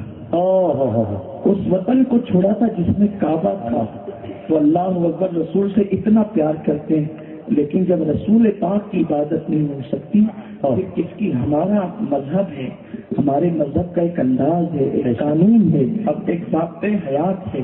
ہمارے لیے اللہ تبارک و تعالیٰ نے اصول بتائے ہیں. کفار مکہ نے جب صلح کی بات کی تھی تو یہی تو کہا تھا، کچھ دن تک آپ ہمارے خدا کی عبادت کریں، کچھ دن تک ہم آپ کی خدا کی عبادت کریں. تو آقا نے بیان فرمایا تھا گویا کہ ہمارا مذہب آدھا پیتر آدھا بٹیر ہے، یا تو خالص ایمان ہوگا یا تو کفر ہوگا. ایمان اور کفر کے درمیان کوئی راستہ تم نکال نہیں سکتے. یہ نہیں با مسلمان اللہ اللہ بابا رحمان رام رام، یہ اسلام نہیں ہے. اسلام تو یہ پیورٹی کا نام اسلام یہ ہے. ہمارے بعض بزرگوں نے دنیا سے جاتے جاتے اسی ملک ہندوستان میں یہ وصیت کی تھی کہ میں مروں تو تھوڑی سی مٹی میرے کفن پہ رکھوں. کسی نے کہا تھا کیوں؟ ارشاد ہوا تھا اس لیے کہ جنت میں تو جاؤں گا یہ یقین ہے کیونکہ حضور کا غلام ہے. کفن پہ مٹی رکھنے کی بات اس لیے کرتا ہوں کہ جنت میں جاؤں تو وطن کی مٹی صاف. ہمارے بزرگوں نے اتنا پیار کیا ملک ہندوستان. اور جہاں تک ملک ہندوستان کی بات ہے تو ہندوستان کو تاج محل دینے والا کون ہے؟ ہندوستان کو لال قلعہ دینے والا کون ہے؟ ہندوستان کو اونچی عمارتیں دینے والا. تم نے تو بہنوں کے ساتھ نکاح کیا تھا، ہم نے تو بہنوں کی آبرو تمہیں بتایا ہے. لوگوں نے تو بیٹیوں کو چتا پہ زندہ جلایا تھا، بیواؤں کو ابھاگنوں کو سہاگن بنانے کا تصور غریب نواز ہے میرے خدا نے دیا ہے. بہت تو اللہ اکبر. لوگ کیوں اس طرح کی بات کرتے ہیں؟ لوگ کیوں فرقہ پرستی کی بات کرتے ہیں؟ یہ ملک سب کا ہے، زمین سب کی ہے. اس ملک پر ہر واسی کا حق ہے، اس ملک پر ہر بھارتی کا حق ہے. کوئی یہ نہیں کہہ سکتا کہ ہم اور ہم. یاد رکھیں اس ملک پر جب انگریزوں نے قبضہ کیا تھا تو اس وقت 1857 میں جہاد کا فتویٰ دینے والا کوئی اور مذہب کا نہیں تھا. مسلمان تھا اور مسلمانوں میں چشتی مسلمان غریب نواز کا غلام تھا جس کا نام فضل خیرآباد ہے. دلی کی جامع مسجد سے اس نے فتویٰ دیا کہ انگریزوں کو نکال کر کے بھگانا صرف ہماری جو ہے وہ ملکی ذمہ داری نہیں بلکہ مذہبی ذمہ داری. الحمدللہ تعالیٰ ہم اس مذہب اور مسلک کے ماننے والے ہیں، ہم روایتوں کے امین ہیں. آج ہندوستان کی اگر کوئی عمارت دنیا کے عجائب میں شمار ہوتی ہے تو وہ شاہ جہاں کی بنائی ہوئی ایک مسلمان کی بنائی ہوئی عمارت ہے. لوگوں فرقہ پرستی کی بات نہ کرو، ہمارا مذہب فرقہ پرستی کی بات نہیں سکھاتا، محبتوں کی بات. سبحان اللہ، ہم محبت والے لوگ بہت. بہرحال تو گفتگو دور جاتی ہے. آقا نے فرمایا معین الدین یہ انار میں نقشہ ہے. اور پھر میرے خواجہ آئے. بڑی طویل داستان ہے آنے کی، بس چونکہ مجھے وقت پہ پہنچنا ہے ورنہ میں آگے نہیں جا سکوں گا. پھر کسی موقع کے لیے اس کو ہم بات کے لیے اٹھا کر کے رکھتے ہیں. بس دو باتیں سرسری عرض کرتا ہوں. جب میرے خواجہ آنے والے تھے تو یہاں کے نجومیوں نے پہلے سے پیشن گوئی کر دی تھی، وہ ایسا ہے ایسا ہے ایسا ہے. غریب نواز بہت خوبصورت تھے، بڑے حسین تھے. مختصر اتنا ہے کہ حضور کی حال میں کون غیر حسین ہے؟ تیری نسل پاک میں ہے بچہ بچہ نور کا، تو ہے عین نور تیرا سب گھرانہ. آپ پہ اس جملے پہ شاید کوئی معترض ہو سکتا ہے کیونکہ مجمع میں سبھی قسم کے لوگ آتے ہیں اپنے بغیر. حضور کے گھر کا بچہ خوبصورت ہے. آپ کہیں گے کہ ہم نے کچھ لوگوں کو تو ایسا بھی دیکھا ہے جس کو لوگ خوبصورت نہیں کہتے, ہم کہتے ہیں نظروں کا فرق ہے. جس دل تو عاشق بن کر کے دیکھے گا کہ گھر کا ہر بچہ تجھے نور نظر. سبحان اللہ. بات عشق کی ہے, جنہوں نے عشق کی نظر سے دیکھا ہے. نبی کا پورا گھرانہ خوبصورت ہے, ورنہ ابو جہل تو یہی کہتا تھا معاذ اللہ استغفر اللہ. اس نے یہ کہا تھا ایک دن حضور سے آگے کہا تھا, اے محمد معاذ اللہ میں نے تم جیسا بدصورت نہیں دیکھا. وہ پلید خبیث نے یہ کہا تھا. وہ اس نے یہ کہا اور حضور نے مسکرا کے کہا تم نے سچ کہا. کیا ظرف کی بات ہے, کیا ظرف کی بات. اس سے مزاحمت نہیں کی تو میں تم نے سچ کہا. تھوڑی دیر کے بعد اس محفل میں صدیق نہیں تھے, تھوڑی دیر کے بعد صدیق نے کہا یا رسول اللہ کی قسم آپ جیسا حسن والا آپ جیسا حسن والا میں نے کسی کو نہیں دیکھا. آقا نے کہا صدقتا یا ابو بکر. سبحان اللہ. جو لوگ پہلے سے موجود تھے وہ حیرت میں پڑ گئے. حضور اس کو بھی سچا کہا, ان کو بھی سچا کہا. سرکار فرماتے ہیں اللہ نے مجھے آئینہ بنا کے بھیجا. اللہ نے مجھے آئینہ بنا کے بھیجا ہے. آئینے کے سامنے جیسا آتا ہے اس کو اپنا ہاتھ نظر آتا ہے تو وہ بدصورت تھا, اسے یہاں بدصورتی نظر آئی. اس کے دل کا ایمان خوبصورت ہے, اسے اس سے خوبصورت نعرہ تکبیر, نعرہ رسالت. سبحان اللہ. لا کے کہتے آقا میں نے مشرق دیکھا, مغرب دیکھا, شمال دیکھا, جنوب دیکھا, چپا چپا دیکھا, لیکن آپ جیسا حسن والا کسی کو نہیں ہے. کسی کو امام کہتے ہیں یہی بولے سدرا والے چمنے جمع کو سبحان اللہ. سارے چھان ڈالے تیرے پائے کا نہ پایا, تجھے یک نے یک بنا. سبحان اللہ. تجھے یک نے یک, ایسا کسی کو بنایا نہیں, ایسا کسی کو بنایا, ایسا تجھے خالق نے طرح کار بنایا. یوسف کو تیرا طالب دیدار بنایا. کیا حسن ہے وہ. بہرحال تو وہ تصویر کے حوالے سے کہ وہ یوں ہے اور یوں ہے اور یوں ہے, وہ ساری شباہت سارے بادشاہوں کو بتا دی گئی تھی کہ وہ جو فقیر آ رہا ہے نا جو تخت کو الٹ دے گا. یعنی نجومیوں نے پہلے سے پیشن گوئی کر دی تھی کہ وہ آئے گا اور تخت تاج کو الٹ دے گا. اس لیے کہ میرے آقا نے غریب نواز کو بھارت کا بادشاہ, اکھنڈ بھارت کا بادشاہ بنا. سبحان اللہ. جس دن غریب نواز آئے اور پرتھوی راج اس کے بعد ختم ہوا, اس دن سے لے کر آج تک کوئی غیر مسلم اکھنڈ بھارت کا بادشاہ نہیں بن سکا. اس لیے کہ پورے ملک کا ایک ہی بادشاہ ہوتا ہے, دو نہیں ہوتا. تو رسول نے بنا کر کے بھیجا, اب اس کے بعد پھر کوئی کیسے بنا. ہاں یہ وہ زمین ہے رسول پاک جسے بناتے پھر قیامت تک کوئی تک ہی نہیں سکتا. جو آٹو پہ بنتے ہیں 5 سال کے بعد ہٹا دیے جاتے ہیں, اور جن کو مدینے والے تاجدار بناتے ہیں پھر قیامت تک کے لیے ان کی حکومت. ایک انگریز جب یہاں پر آیا تھا ہندوستان میں سیر و تفریح کے لیے, تو اس نے کہا تھا کہ میں نے ایک قبر کو ہندوستان پہ حکومت کرتے پوچھا گیا وہ کون سی قبر ہے, کہا وہ معین الدین اجمیری کی قبر. قبر حکومت کر رہی. کس نے کہا تھا؟ انگریز نے کہا تھا. مجھے حیرت ہے انگریز کو نظر آ گیا, اگر مولوی کو نظر نہیں آیا تو یہ بڑی حیرت کی بات ہے. کیا وہ انگریز سے بھی غیر گزرا ہے جو کہتا ہے یہ تو بت کے اڈے. نادان تیرے باپ کو کلمہ میرے خواجہ کے غلاموں نے. واہ واہ واہ واہ واہ. تو غریب نواز پہ اعتراض کرتا ہے. جب یہاں شرک تھا اس وقت ایمان کی شمع روشن کرنے والے یہ اللہ والے ہی تھے, اولیاء کرام ہی تھے. اللہ اکبر. تو غریب نواز سرکار کو میرے رسول نے بھیجا, اور جب یہ آنے لگے تو بہت سارے شہروں سے گزر کر کے آئے. وقت کھینچتا ہے کہ رکو, وقت کہتا ہے رکو, شوق کہتا ہے چلو. غریب ایک عجیب سی کیفیت ہے. ایسی گفتگو شروع ہو گئی ہے کہ رکنے کی طبیعت نہیں چاہتی. بہرحال عرض یہ کر رہا تھا کہ جب بہت سے شہروں سے گزر کر کے آئے تو سرکار غریب نواز بغداد شریف بھی پہنچے. سبحان اللہ. اس وقت سرکار غوث العظم دستگیر پردہ فرما چکے تھے. جب مزار غوث العظم دستگیر پر مراقبہ کیا تو قبر انور سے حکم ہوا معین الدین جا رہے ہو نا, تو ہندوستان میں ایک شیر رہتا ہے, اس شیر سے ملتے ہوئے جانا. عرض کی حضور وہ کون سا شیر ہے؟ فرمایا کہ وہ ولایت کا شیر ہے، اور اس کا نام علی ہجوری ہے، اس کے مزار پہ ہوتے ہوئے قربان جائیں۔ غریب نواز نے 40 دن تک چلا کیا ہے داتا علی ہجوری کے مزار پر، داتا صاحب کے مزار پہ۔ اگر مزار پہ جانا شرک ہوتا تو مشرکوں کو کلمہ پڑھانے والا شرک کیوں کرتا؟ اگر شرک ہی ہنر تھا تو یہاں تو شرک کو پہلے سے ہو رہا تھا، اتنی مصیبت اٹھانے کی ضرورت کیا تھی؟ پتہ چلا مزارات پہ جانا شرک نہیں ہے، ہاں بت خانوں میں جانا شرک ہے، بتوں کی پوجا شرک ہے۔ بہرحال سرکار غریب نواز بہت مزارات پر اور اولیاء سے ملتے ملاتے جب ہندوستان آئے، ہندوستان آتے آتے 5 لاکھ کو مسلمان بنایا۔ ابھی ملک ہندوستان میں داخل نہیں ہوئے تھے، سرحد میں 5 لاکھ مسلمان، جن میں بادشاہ بھی تھے اور رعایا بھی تھے۔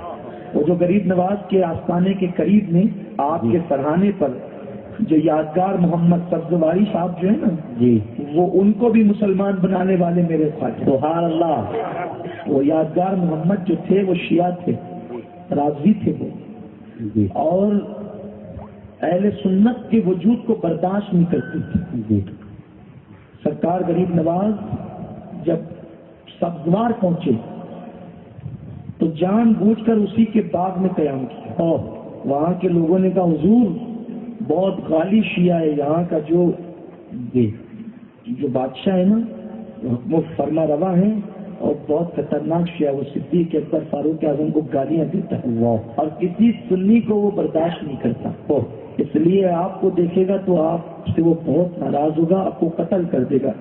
ٹھیک ہے جو ہوگا ہوگا، یہیں رکیں گے۔ پتا چلا کہ غریب نواز صدیق اکبر فاروق اعظم عثمان غنی کے ماننے والے، سبحان اللہ، علی کا بیٹا ہے اور تینوں کو مانتا ہے، وہ کمال والا، واہ واہ واہ واہ واہ واہ واہ واہ، کہ یہی مسلک علی مرتضیٰ ہے، سبحان اللہ، بہت خوب، بہت خوب کا مسلک یہی ہے۔ اور ہم تو یہ دیکھتے ہیں علی نے جس کو مانا ہم نے اس کو مانا، واہ واہ واہ واہ، علی نے جس کو ٹکرا دیا ہم نے ٹکرا، واہ واہ واہ۔ ہم صحابہ کا نسب نہیں دیکھتے، صحابہ کی اولاد نہیں دیکھتے، ہم نبی کا گھرانہ دیکھتے ہیں، واہ واہ واہ۔ نبی کے گھرانے نے جس کو اپنایا ہم نے اپنایا، واہ واہ واہ، اور نبی کے گھرانے نے جس کو ٹکرایا ٹکرا دیا، واہ واہ واہ، اللہ اکبر۔ دیکھیں آپ صدیق فاروق عثمان و علی کو، عثمان غنی کو علی نے اپنایا تو ہم نے ان کو سر کا تاج بنایا، سر کا تاج بنایا، اور امام حسین نے صحابی کے بیٹے کو ٹکرایا تو ہم نے یہ نہیں دیکھا کہ یہ صحابی کا بیٹا ہے، ہم نے تو علی کے بیٹے کو دیکھا، علی کے بیٹے نے یزید کو ٹکرا دیا، اب چاہے جو ہو جائے یزید ہمارا ہو نہیں سکتا، واہ واہ واہ، خاندان اور نسب نہیں دیکھتے، واہ واہ واہ واہ واہ واہ۔ جس کے پیچھے علی نے نماز پڑھی ہم اس ابو بکر کو امام الصحابہ مانتے، سبحان اللہ۔ جس کے پیچھے علی نے نماز پڑھی اس عمر ابن خطاب کو امام الصحابہ مانتے، سبحان اللہ۔ جس کے پیچھے علی مرتضیٰ نے نماز پڑھی اس عثمان غنی کو امام الصحابہ مانتے، سبحان اللہ۔ کوئی یہ کہے میں مولا علی کو مانتا ہوں اور صحابی کو نہیں مانتا، ہم کہیں گے تو مولا علی کو ہی نہیں مانتا۔ اگر تو علی کو مانتا تو علی نے جس کو مانا تو اس کو ضرور مان سکتا۔ اپنی طبیعت مت چلاؤ، اپنی طبیعت پر مت چلو، قیامت میں مولا علی کو منہ دکھانا۔ لوگ کہتے ہیں کہ انہوں نے یہ کیا تھا کہ انہوں نے یہ، مجھے تو بس ایک آسان سی بات سمجھ آتی ہے جو آپ کو سمجھنا ہے۔ دیکھو بھائیو، اس وقت کس کے پیچھے نماز پڑھنا اور نہیں پڑھنا کتنا ٹینشن ہے۔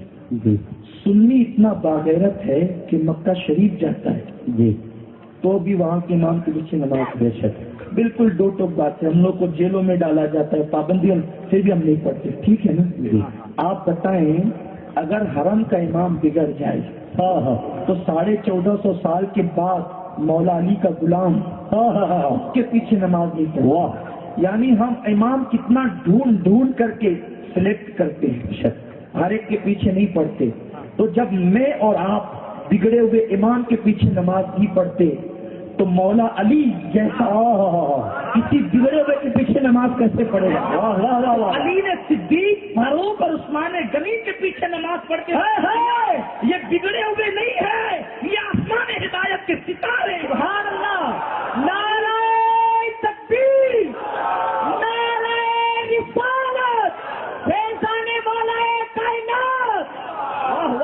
میری اتنی گزارش ہے علی والے بنو، میری گزارش ہے علی والے بنو، نجات اسی میں ہے، کیونکہ رسول پاک نے فرمایا جنت میں صرف وہی جائے گا، جنت میں صرف وہی جائے گا جس کو علی جنت کا ٹکٹ دے گا، اس لیے علی والے بنو۔ لیکن علی یہ مرتضیٰ نے کہا تھا خدا کی عزت کی قسم جو ابو بکر کا دشمن ہوگا علی اس کو کوئی ٹکٹ نہیں دے۔ واہ واہ واہ واہ واہ،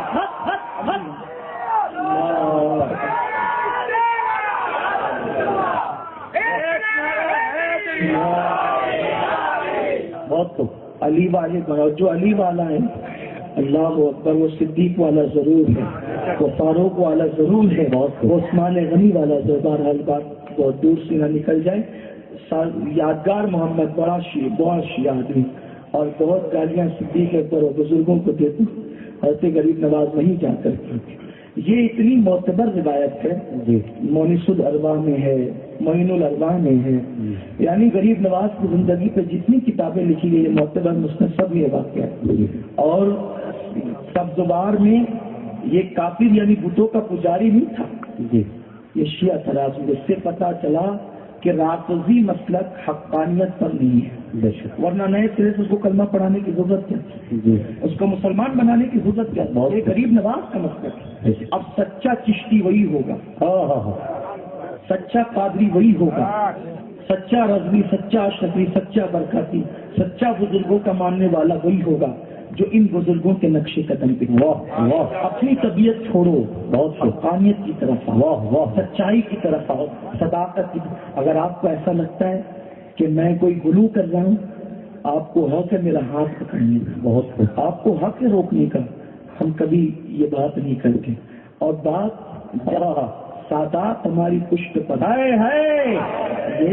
یہ جو عرش مقام سادات ہے، جب یہ پشت پہ بیٹھے ہوتے ہیں تو پھر ہم بھی بولتے ہیں شان سے کہ اب کون روکنے والا۔ واہ واہ واہ واہ واہ واہ واہ، پنجتن کی اولاد پشت پر ہو، واہ واہ واہ واہ واہ، پنجتن کی اولاد کا پنجہ پشت پر ہو تو پھر وہاں جملے حق ہی نکلتے ہیں، بہت وہاں جملوں کی حقانیت ہی ہوتی ہے۔ اس لیے کہ اپنی طبیعت تو یہی ہے کہ اپنے پاس اور ہے کیا، بے دم یہی تو پانچ ہے، کائنات، واہ واہ واہ واہ واہ، اور ہے کیا؟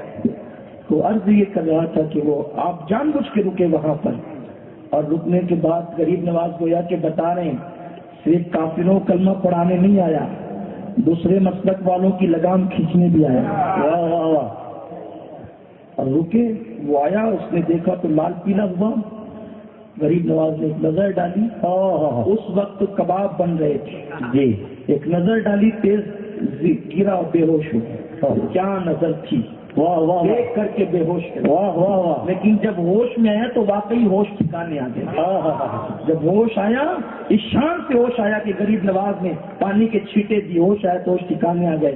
تو میں باتیں بعد میں کرنا، لے پہلے کباب کھا، ایک منہ لقمہ منہ میں ڈالا، قدموں پہ گر کے کہا سنی بننا چاہتے، سبحان اللہ، آج نے سنی بھی بنا، واہ واہ واہ، مرید بھی کیا، خلافت بھی عطا کی، اور آج بھی قدموں میں سنا رہی ہوں، سبحان اللہ۔ جس کو یقین نہیں آتا سرکار سبزواری کی زندگی اٹھا کے پڑھ لے، وہ پہلے کیا تھے، اور لوگ کہتے ہیں ہم نے تو خطبے سے صدیق اکبر کا نام نکال دیا، کون سا بڑا کام کیا آپ نے؟ اپنی آخرت خراب کی ہے۔ کون سا بڑا کام کیا آپ نے خطبے سے نام نکال کے؟ آپ نے مولا علی کے مسلک سے انحراف کیا ہے، آپ نے مولا کائنات کے مسلک سے بغاوت کی ہے، آپ نے اپنی آخرت بگاڑی ہے۔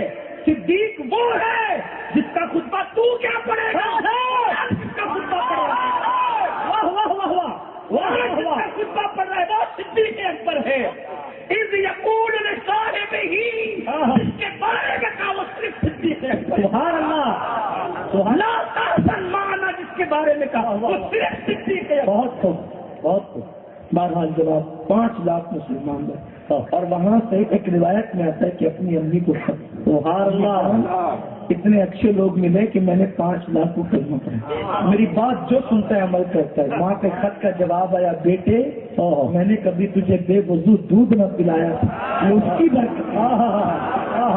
ماں اس شان کی ہوتی ہے تو پھر اولاد بھی ایسی شان والی ہوتی ہے۔ واہ واہ واہ، بیٹے میں نے کبھی بغیر، اور اس کے بعد جب سفر کرتے ہوئے آئے تو جو 2 باتیں کرنی تھی اس میں سے چھوڑتے ہیں.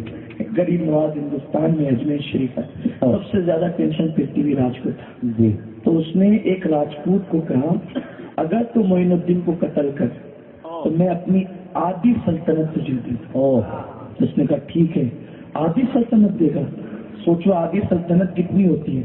بنگال جو بنگلہ دیش اس کی سلطنت میں تھا, نیپال اس کی سلطنت تھا, موجودہ پاکستان اس کی سلطنت تھا, سری لنکا اس کی سلطنت ہو, یعنی یہ اکھنڈ بھارت سب کا سمراٹ تھا وہ. اور کہتا تھا آدھا دوں گا معین الدین کو قتل کر. گویا یہ کتنی بڑی قیمت لگا رہا تھا وہ جی.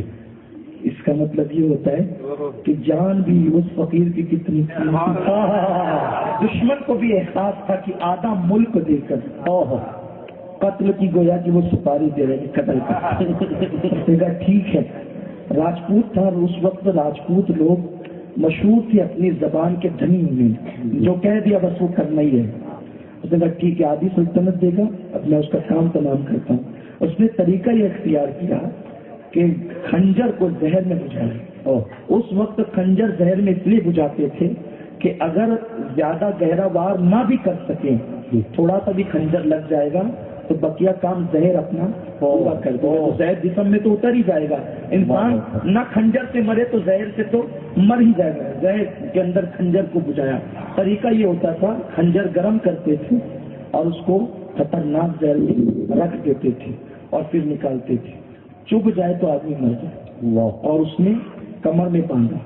پرانا ہندوستان کا جو لباس تھا وہ اس طرح تھا کہ یہ جو کپڑے یہاں تک آتے تھے اور یہاں آنے کے بعد ایسے پورے جو چن بھرتے ہیں نا, کیا کہتے ہیں آپ کے یہاں, نہیں جی ہاں, یعنی اس کو پٹی در پٹی پٹی در پٹی چادر جس طرح سے ہوتا ہے یوں تو, اور اس کے بعد پورا گھیر ہوتا تھا.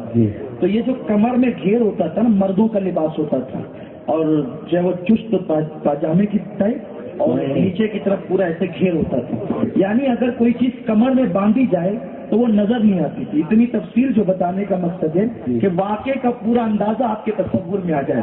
تو جو کمر میں کوئی چیز باندھی جاتی تھی تو وہ نظر نہیں آتی تھی. وہ اسی انداز سے آیا اور بیٹھ گیا. سرکار غریب نواز واز کر رہے تھے لوگوں کو. واز میں اتنی میٹھاس تھی, کیا آج ان کے ملفوظات پڑھو تو آنکھ میں آنسو آتے ہیں. ملفوظات کیا ہے, تقریر کیا ہے, 3 جملوں کی ایک تقریر, 10 جملوں کی ایک تقریر. میں نے ان کا تو سب سے بڑا کتاب پڑھا ہے, وہ 10 منٹ سے زیادہ کا نہیں ہے. یعنی بس اتنی مختصر باتوں میں دل دہل جاتے تھے, دل بدل جاتے تھے. دیکھو ایک تقریر ان کی کیا ہے, اس کے چند الفاظ آپ کو بتاتا ہوں. فرماتے ہیں اگر اللہ کا ولی بننا ہے, اللہ کا محبوب بننا ہے تو 3 باتیں اپنے اندر پیدا کر. 3 چیزیں اپنے اندر پیدا کر. پہلی بات سخاوت دریا جیسی, شفقت سورج جیسی, اور انکساری زمین جیسی. اب یہ 3 جملے ہیں لیکن یہ 10-20 تقریروں پہ بھاری ہے. سخاوت دریا جیسی, آپ نے سمندر جیسی نہیں کہا, سخاوت دریا جیسی. دریا کیسی سخی ہوتا ہے, آپ دیکھیں سمندر میں سخاوت نہیں ہے, سخاوت دریا کے اندر ہے. دریا بہتا ہے بہتا ہے بہتا ہے, دریا کو احساس ہے میں بہ کے سوکھ جاؤں گا لیکن پھر بھی بہتا ہے, اور وہ سمندر کو آباد کرتا ہے, سمندر میں جا کے گرتا ہے. آپ کبھی بھی دیکھنا, بس مختصر اس کی تشریح کر رہا ہوں, اس کی لذت آپ کو ملے گی. اللہ اکبر. دریا کا پانی بہتا ہے تو سکون سے بہتا ہے. دریا کے اندر موج نہیں اٹھتی کبھی. موج ہمیشہ کہاں ہوتی ہے, سمندر میں ہوتی ہے. دریا میں موج نہیں ہوتی. کیوں نہیں ہوتی؟ حالانکہ سمندر کا پانی بھاری ہوتا ہے, دریا کا پانی ہلکا ہوتا ہے. پھر کیوں ایسا ہوتا ہے کہ ہلکے پانی میں موج نہیں اٹھ رہی ہے اور بھاری پانی میں موج اٹھ رہی ہے؟ تو کبھی سمندر کے کنارے جا کے تھوڑی دیر کھڑے رہنا اور دیکھنا کہ جو اٹھتی ہوئی موجیں وہ کیا کہہ رہی ہے. اٹھتی ہوئی موجیں جب گرتی ہے تو ایسا لگتا ہے کہ کیسے کوئی بے چین انسان سر پٹک رہا ہو, بے قرار انسان اپنا سر پٹک رہا ہو. تو یہ اٹھتی ہوئی موجیں بتا رہی ہے کہ سمندر کیا کر رہا ہے, سر پٹک رہا ہے. بے چینی سے سر پٹک رہا ہے, بے قراری سے سر پٹک رہا ہے, اضطراب سے سر پٹک رہا ہے. کیوں پٹک رہا ہے؟ سمندر تیرے اندر کمی کیا ہے, اتنا بھرا ہوا ہے تو, کبھی خالی ہونے کا تجھے پھر تو سر کیوں پٹک رہا ہے؟ اور دریا تو 4 مہینے خالی ہو کے سوکھ جاتا ہے, تو کیوں سر نہیں پٹکتا؟ تو دریا پیغام دے گا میں لیتا نہیں ہوں, میں سخی ہوں. تو سخی جو ہوتا ہے غریب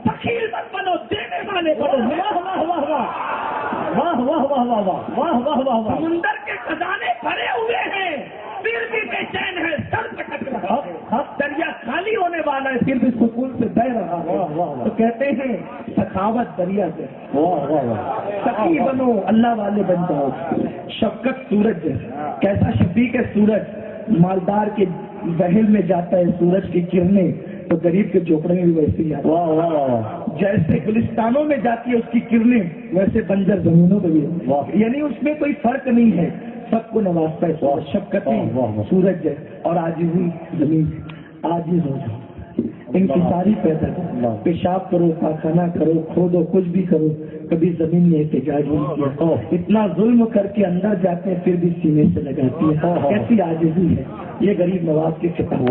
آپ واز کر رہے ہیں، واز مکمل ہو گیا، لوگ مل مل کے جانے لگے تو غریب نواز نے کہا بھائی سب کا کام ہو گیا، او راجپوت صاحب آپ آ کے اپنا کام پورا کرو، آپ بھی اپنا کام پورا کرو۔ حضور میں تو آپ کی باتیں سننے آیا، کہا نہیں جو باتیں سننے آتا ہے وہ کمر میں خنجر باندھ کر تھوڑی جاتا ہے،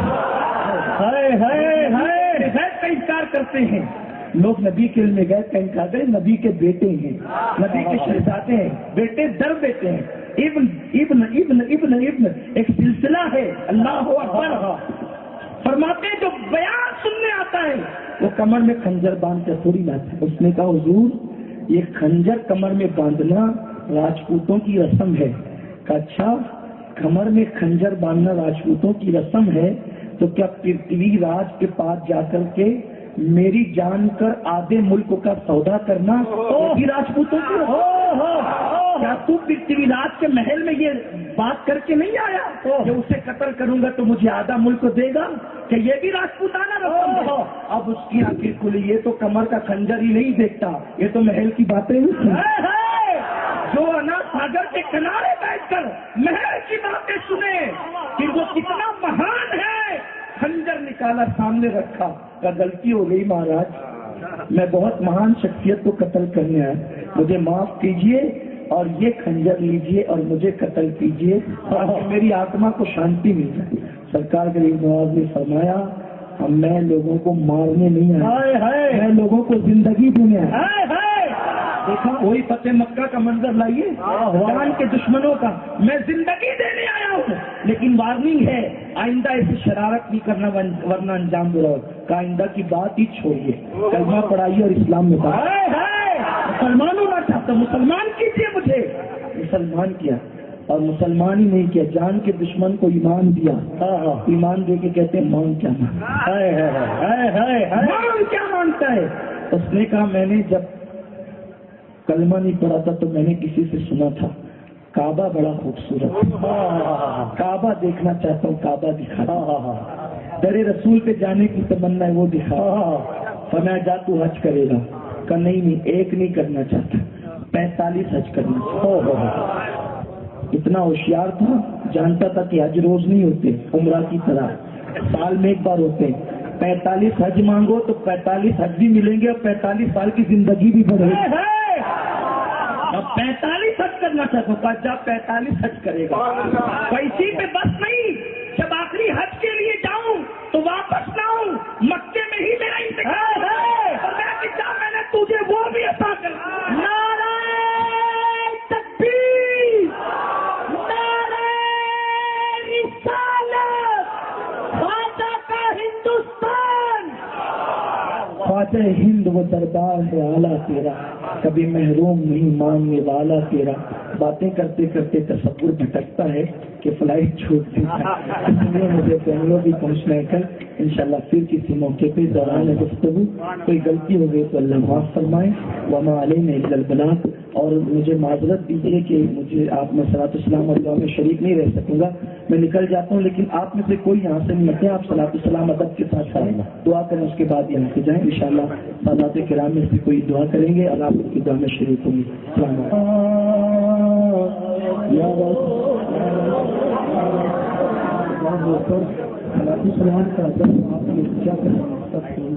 دیکھو ہم کو جو کچھ بھی ملا ہے آپ کو جو ملا حضور کی غلامی کے سب سے ملا، اگر ہم صلاۃ السلام میں اس طرح جب دور بھاگ تو بہت بری بات ہے. راستہ دے دو بھائی. آپ لوگ ادب کے ساتھ ذات اسلام پڑھیں, انشاءاللہ اس کی برکتیں آپ کو نصیب ہوگی. مومنوں لو دل کو تھاما کہ ہے خیر النام, آؤ مل کر بیج ہم جات پر کے سلام. دل کو آت ہے امام, مل کر بیج ہم جات پر ان کے سلام. بنولو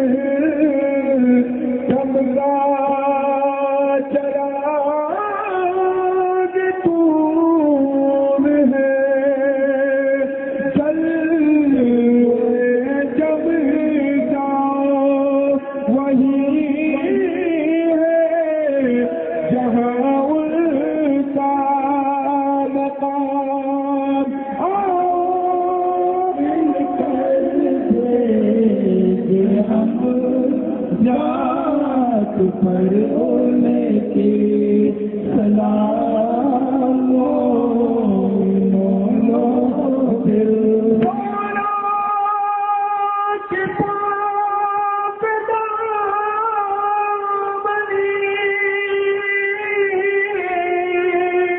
صبر و حسن اور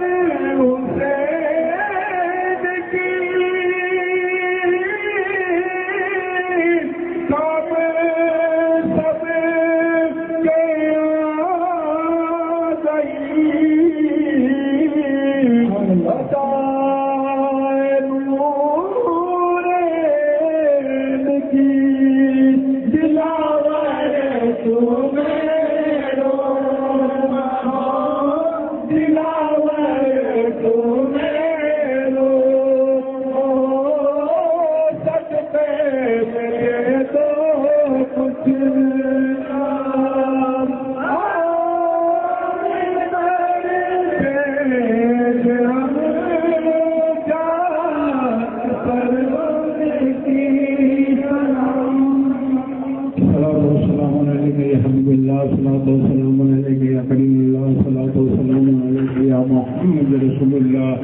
صلی اللہ تعالی علیہ وسلم. الفاتحہ.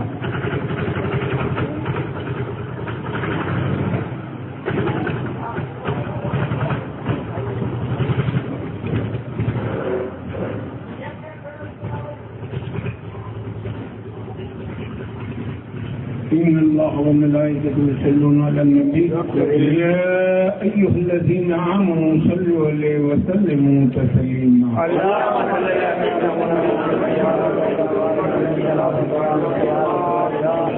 صلی اللہ تعالی علیہ وسلم. سبحان ربی رب العزت عما یصفون وسلام علی المرسلین والحمد للہ. لا الہ الا اللہ محمد